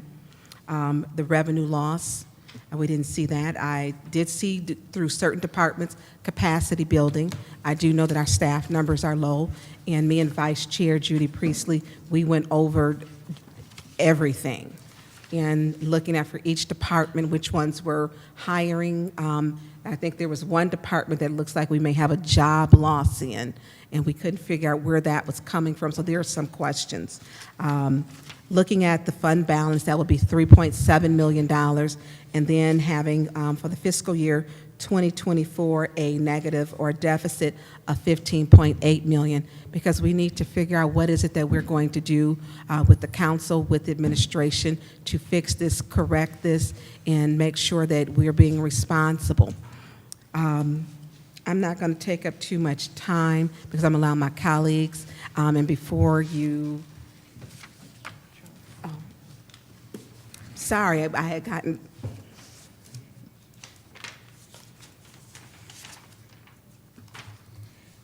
so in the month of April, we will have the public meetings to where we will discuss in front of the public, and the public can come and we will discuss for each department head what are your budgets, what are the concerns, so that we are, being transparent. I look forward to working with you so you and I can have true open dialogue, and I will be contacting you, Mr. Whittigan.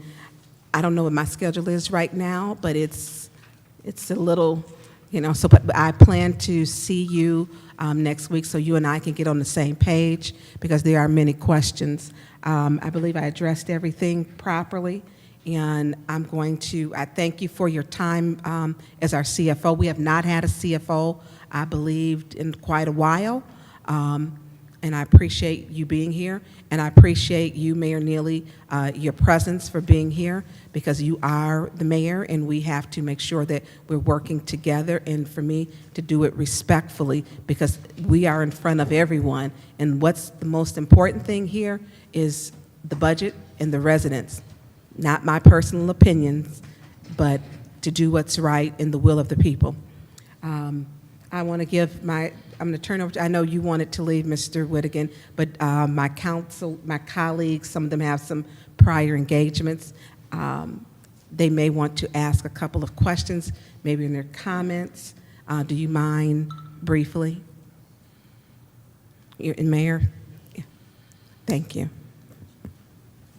Yeah, that sounds good, and also I can respond to that, what your comments too, if you'd like. Okay, well, that's fine, and for me, because I have my stuff highlighted, so. I saw that. Yes, I saw that. my stuff is highlighted, and I accidentally started writing in two, I've got both of the budgets, and I started writing in, mine looks like that, so some in my page. So mine will be more in-depth, and with the time, I want to be respectful of people's time, because I want to make sure I'm allowing you to get me the correct answers, and then I will make sure that me and Vice Chair Judy Priestley, that we're presenting it to the public correctly, so we've got good answers and good information. We would not be doing the public justice if we tried to figure everything out right here, because some of this cannot be figured out right here, right now. So when we meet, we will be able to, in public, we'll be able to give precise answers. One thing I do want to make sure, making sure we have these items posted public online. I did have people inquire about having the budget. We do need to be better stewards of making sure that it's available not only in a hard copy, but also in a digital copy.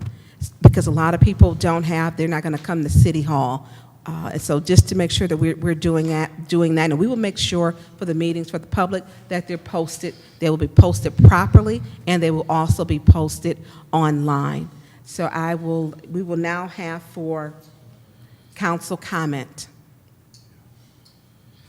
Madam Chair, you're not chairing the meeting. You just was on the agenda. Oh, Councilman. And if you threw Point- then you could turn point of it back information. over to me, and Point I'll of proceed. information. You're supposed What's to your stop point talk- of Thank you. information? I'm turning it back over to you, Mr. President. That's proper decorum and protocol. Ms. Priestley, you the Vice Chair of Finance. Would you like to go next? Sure. As we went through this budget, we did have a lot of questions. I also met with Ms. Herkenroder because this is her first budget. So we went through it. Interestingly enough, she had the same questions that we did. So I'm hoping as we go through this budget that I'm going to think back to the audit, and you and I had a brief conversation outside, that we can address some of the concerns from the audit in this so that those issues don't come up in the future. So let's work towards that. We want to make sure that our funds are done wisely, as I think the entire city feels that way. And so legacy costs are an issue. Let's hope that the governor and the legislature can get together and help solve that for our city, as well as some other municipalities across the state. So I'm looking forward to the hearings, and let's work together, making this city go forward. Ms. Herkenroder, is it something you want to say?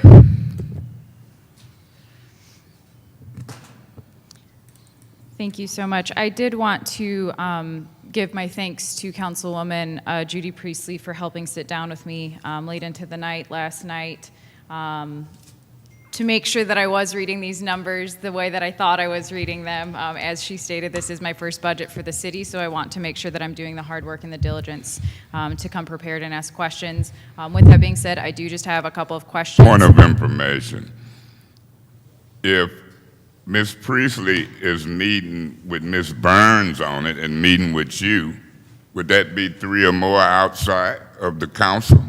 To answer your question, Mr. Mays, I never met with Ms. Burns and Ms. Priestley together. I met with Ms. Priestley individually last night, which is in with the provision of the Open Meetings Act. Point of As I was information. stating, I'm asking if Ms. Priestley meets with Ms. Burns and then meets with you, you might not have met with 3 and discuss it, but she have or somebody have. That's all I'm asking. You can proceed.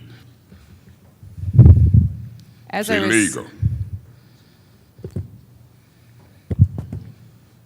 may I continue? Sure, you can proceed, Thank you but so be much. careful As I what was you're stating, saying Mr. and Mays, I doing have up the here. floor. Thank you. It's As I illegal. was stating, I wanted to say thank you to make sure that I did understand this correctly, and I want to make sure that I follow the correct process in getting my questions to the administration and making sure that we are not having those duplications, and also being able, for me personally, to understand the why behind these numbers. We see that there are proposed changes specifically in the Blight Department and the mayor's office. In my questions, I just want to understand why. Numbers are numbers. I want to understand the story behind those numbers, which may be a little bit difficult to put into a question, more of a narrative and a dialogue. But I look forward to working together with the council and the mayoral administration to make sure that we have a sound budget for the future of our Flint residents. So thank you. Ms. Winfrey Carter. Thank you, Mr. President.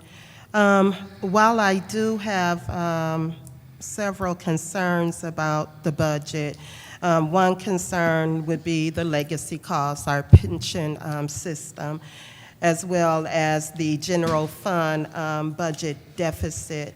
I am looking forward to the budget process, and I'm looking forward to hearing from the different departments so that we can, just sit and discuss coming to an agreement of a well-maintained budget for the city. So, Councilwoman Burns, I'm looking forward to the budget process. I can't wait to see the different dates and times that we're going to sit down with different departments. And that's all I have to say. And thank you guys for thank you, Mayor, and thank you to Mr. Whittigan for coming out and presenting to us. Mr. Murphy. Thank you. Thank you, Councilwoman Burns, for putting this meeting together, and thank you, Mayor, for being here. I want to just bring to the attention of the mayor and my colleagues that I think it's important, and as a person who served on the charter,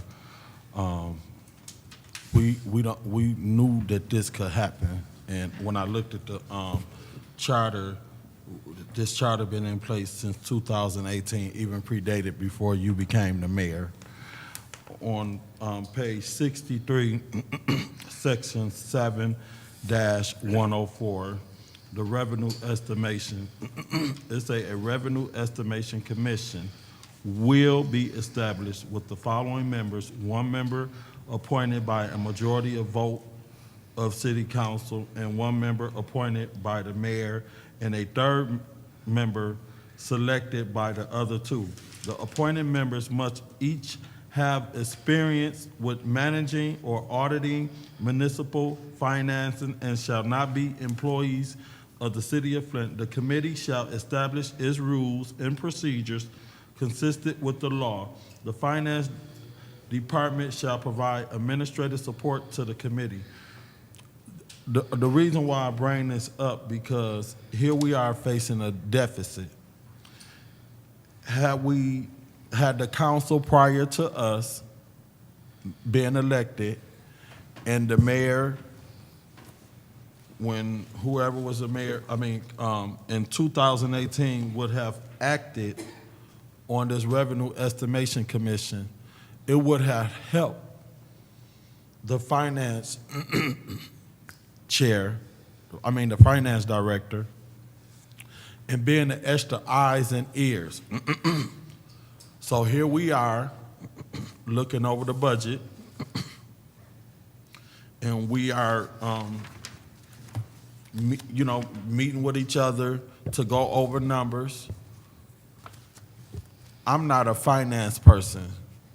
I'm barely making it with my bills, but I can, if I don't know, I'd rather hire someone that got the expertise. So my point is, we need to be good stewards of the charter. We want to uphold the charter. In this charter, it says that we need to put together estimation commission. We have not done this yet. Not only have we not done this, I believe that it was a judgment on us to get this put in place.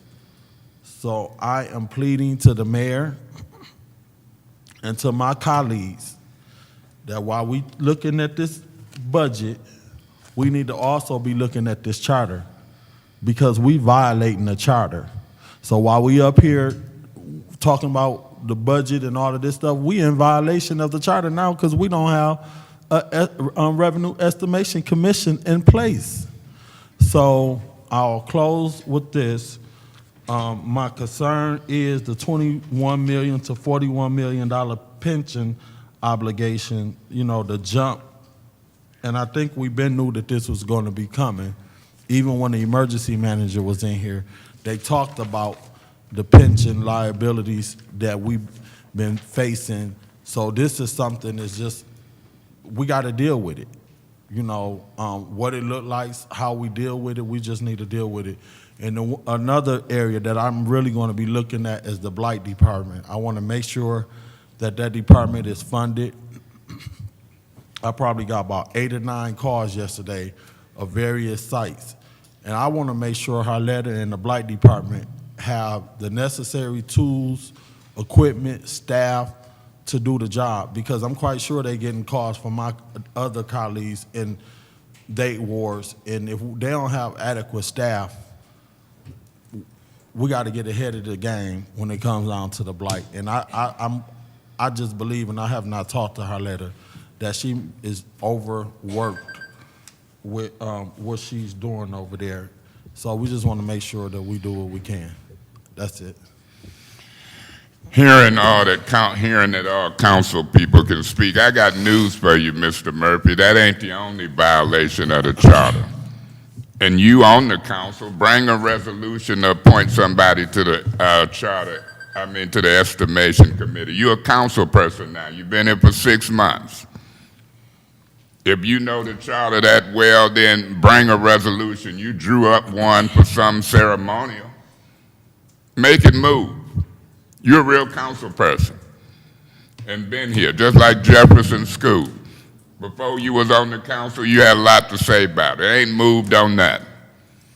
If you go back a page, you can see where the mayor was supposed to do this presentation and give the message before the first Monday in March. That's a violation. Pastor Gilbert, when they talk about violations of the charter, any elected or appointed person can be removed for violations of the charter. It's many of them. Attorney Kim, do you know I used to sit with Angela Wheeler and Clyde Edwards to get some time frames and mediation on conformance with the charter? You familiar with that? I am, sir. Could you say it in the mic? Yes, I do understand that. Yeah, and so I know about the charter and the mediation and former judge, what was his name? Heyman? Yes, I believe that. Yeah, so Mr. Murphy, this senior council person is very familiar with conformity with the charter and what's happening legally around the city. What I'm concerned about is the projected $15 million deficit for next year that's being put off in an election year. Now, I'll say it again. A projected $15 million deficit that's being put off in an election year. I'm concerned about $21 million in more spending than revenue that we're taking in. And see, this ain't no kumbaya for me. Thank you, Mr. Thank you for showing up. Thank you for doing that. We should have had this presentation by the first Monday in March. Oh, I don't like the way Mays talks to people. Well, it's factual. It's true. See, I've been financing council people when I had to get from up under a $12 million deficit and emergency managers on every side. Mr. Neely telling y'all they used to rob the enterprise fund and use money out of the water fund. Well, guess who was on the council? You was. I'm a little stronger than that. I don't want to allow stuff to happen while I'm here. I don't want to look back and say Mays allowed that. So I'm going to fight with Herkenroder, who don't know, ain't been here long enough, Mr. Murphy, who I think don't know, and Miss Burns, and anybody else. That's my job. Yeah, he sit here.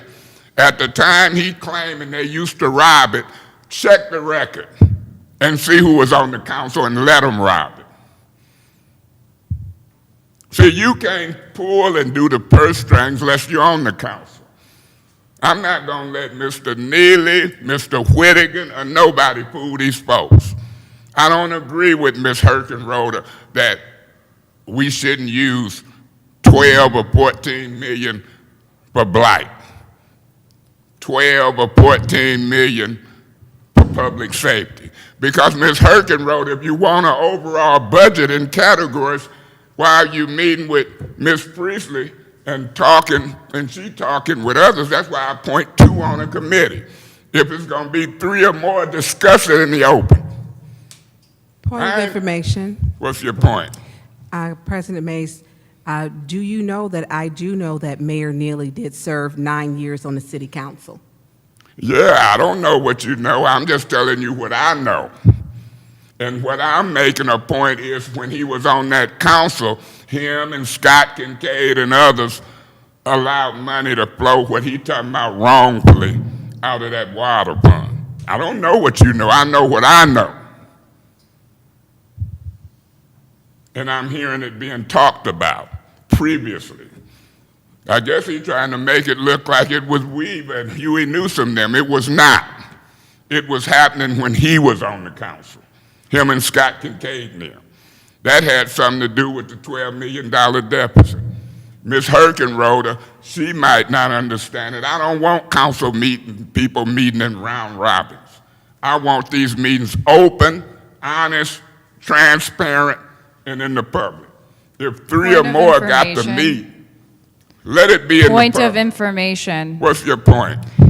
Is the council president saying that he does not want council members to do work outside of council chambers? I'm saying under the Open Meetings Act, it's illegal for 2 or 3 to meet on subject matters outside of the open meeting. That's what I'm saying. Point of information. Yes. Is the council president aware that what he just stated was in fact incorrect?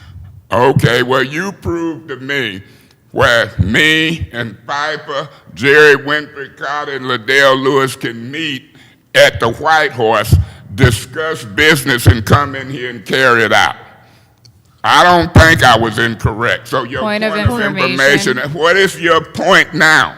Is the council president aware that prior to meeting with Ms. Priestley, a conversation was had with legal to ensure that we were not violating the Open Meetings Act? I don't agree with legal. I don't always agree with legal. If you've been around here long enough, you might not always agree with them neither. And so are you saying that Mr. Kim told you that? Which legal officer told you that y'all could meet in groups of 3s and 4s? Point of information. You don't need no point. If you want to answer my question, answer it. If not, I'm going to keep talking because you interrupted me Point of repeatedly information with is a privilege privilege motions. motion. What's your point? Thank you. What's your point? My point of information is the chair aware that we did not meet in a group of 3? You don't have to meet in a group of 3, Ms. Herkenroder. Let me explain something. If I go to Ms. Burns and say, hey, I want you to vote to move 14 million for Blight, and then I come to you, we don't have to meet together. It's illegal. Point of information. What is your point of information, Ms. Herkenroder? Through you to Attorney Kim. Attorney Kim, could you please speak on A point of validity? information ain't coming through. I got the floor. Y'all argued and voted for me to when I could talk. You can't take the floor and ask him no question. The point of information is to the speaker. You getting very frustrated. I already done warned you that if you keep reusing them privilege motions wrongly, I'm going to warn you. So that's your first warning. Now, if you I continue, appeal your decision. there's an appeal of the ruling of the chair. Is there a second? I will second that motion. It's been moved and second. Look, a point of information is to the speaker. I'm the speaker. Y'all might not like what I say, but it's the truth. Neely was on the council when that was happening. He spoke about it here today. Y'all might not like it because I say you're in violation of the Open Meetings Act if y'all start talking and making decisions outside of a meeting.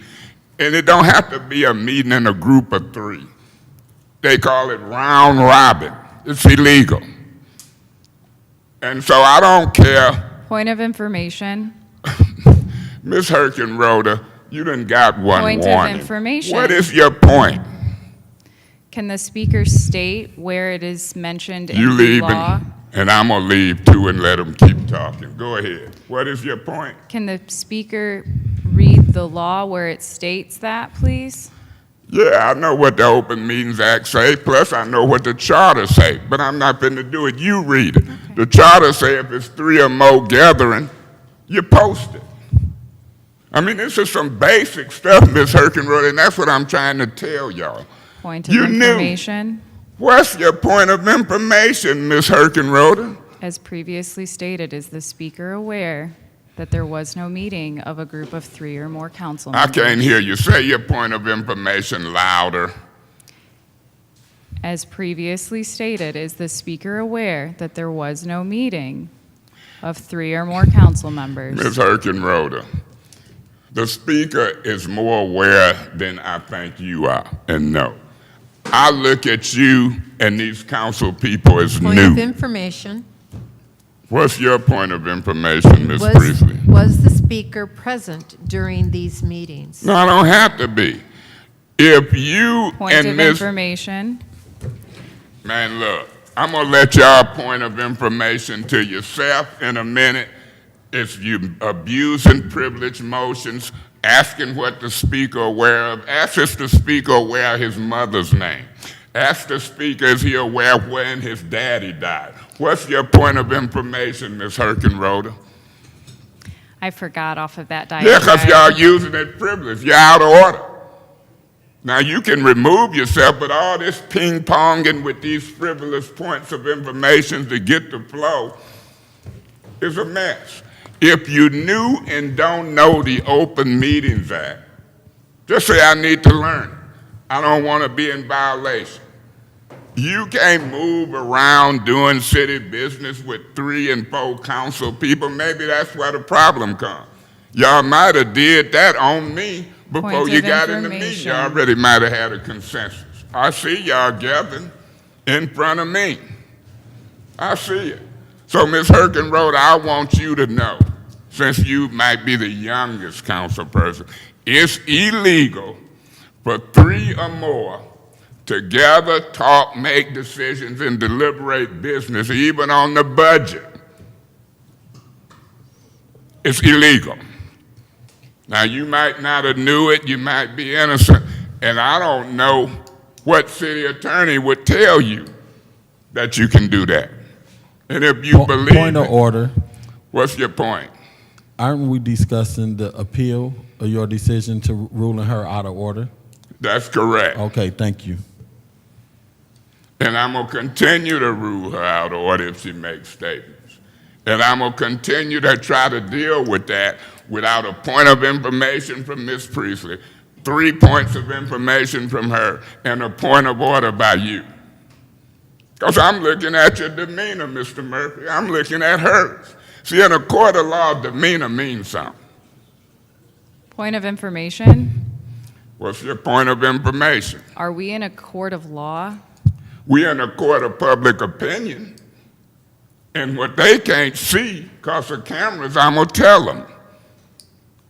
So to answer your question, yeah, we're in a court of public opinion. I done dealt with the Kate Fields, the Juantez Davises. Now I'm dealing with you, the Quincy Murphys. I just got a good track record about the court of public opinion. These people hear you repeatedly asking me points of information. These people have been knowing me for years. We just meeting you. I don't know you, but I know what I'm experiencing, a bunch of mess. Now, he appealed because I told you you was using, I think, privileged motions to take the flow. Janelle, can you read back what his appeal is? And then I'll discuss it, hopefully without interruptions, on every side, and then we'll vote on it. It ain't gonna pass because look how many people here. I don't blame folk for leaving y'all. I don't blame them at all. Y'all don't get it. And talking about wasting time. Go ahead, Janelle. His appeal was that Ms. Herkenroder got her first warning. I think she already had her first warning. So he appealed, she had her first warning. She had that back in the meeting. But if that's what his appeal is, it ain't gonna pass. Ain't but 5 people here. I gotta vote. It's just, they talk about a waste of time. Just a mess.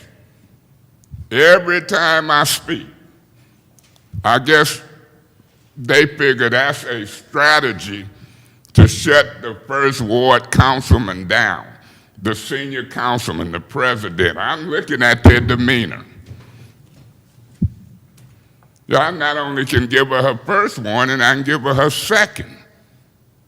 Okay, if an officer was here, you'd be appealing her removal. Anybody else want to speak on this appeal? Yeah, yes, I do. Then you got the floor. Thank Speak. you. Thank you very much, Councilman President Mays.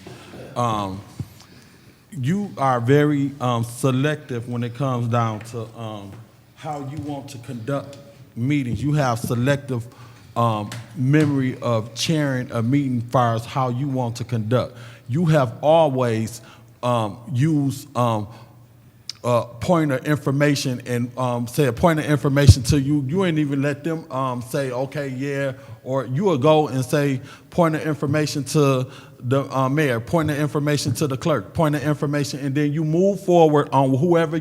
You don't even wait for them to give you the floor. You use point of information to take the floor to do what you want to do. You've been doing it since we've been on council. Now she asked for a point of information to get clarity from the lawyer, which you as the president don't want to respect, and you're not a certified lawyer. This is a certified lawyer who got a degree in law that the city of Flint has appointed as an intern or permanent, whatever his position is. We supposed to respect and honor our elected officials and people who the mayor and administration put in place, but you don't want to do that. You sit up here as the president and talk about somebody you don't respect the lawyer. Now, what she asked was for a point of information to get his advice on what she wanted to get some clarity on, so you could get some understanding as the president on was she okay for meeting with individual council persons. But no, you didn't want to allow her to finish, and you cut her off as you always do. And what I'm telling my colleagues to do, enough is enough. We're going to have to take some actions and be bold enough to do what we need to do, because we are not going to move this city any forward, and I'm going to keep on standing on what I'm saying. He is not fit and equipped to be the president of the city councilman. Until we remove him as the president of the city council, we're going to be held hostage, and the city of Flint will not move forward as long as we sit here and allow this man to be the council president, because we done seen meeting after meeting after meeting. He is abusing his power. He is acting as a dictator, and we sitting up here allowing it, but Councilman Murphy on the 3rd Ward ain't with it. So whenever y'all get ready and y'all bold enough to make that move, do what we need to do to get him out of there as the president, because he is a shame and disgrace. I'm out of here. Now, anybody else? Y'all appeal me for saying scary. This ain't the first time this man done said I ain't fit or disgraced. Pastor Gilbert, just make a note of that. This meeting is now adjourned for lack of a quorum. Again. This meeting is now adjourned again for lack of a quorum. Over and over and over and over.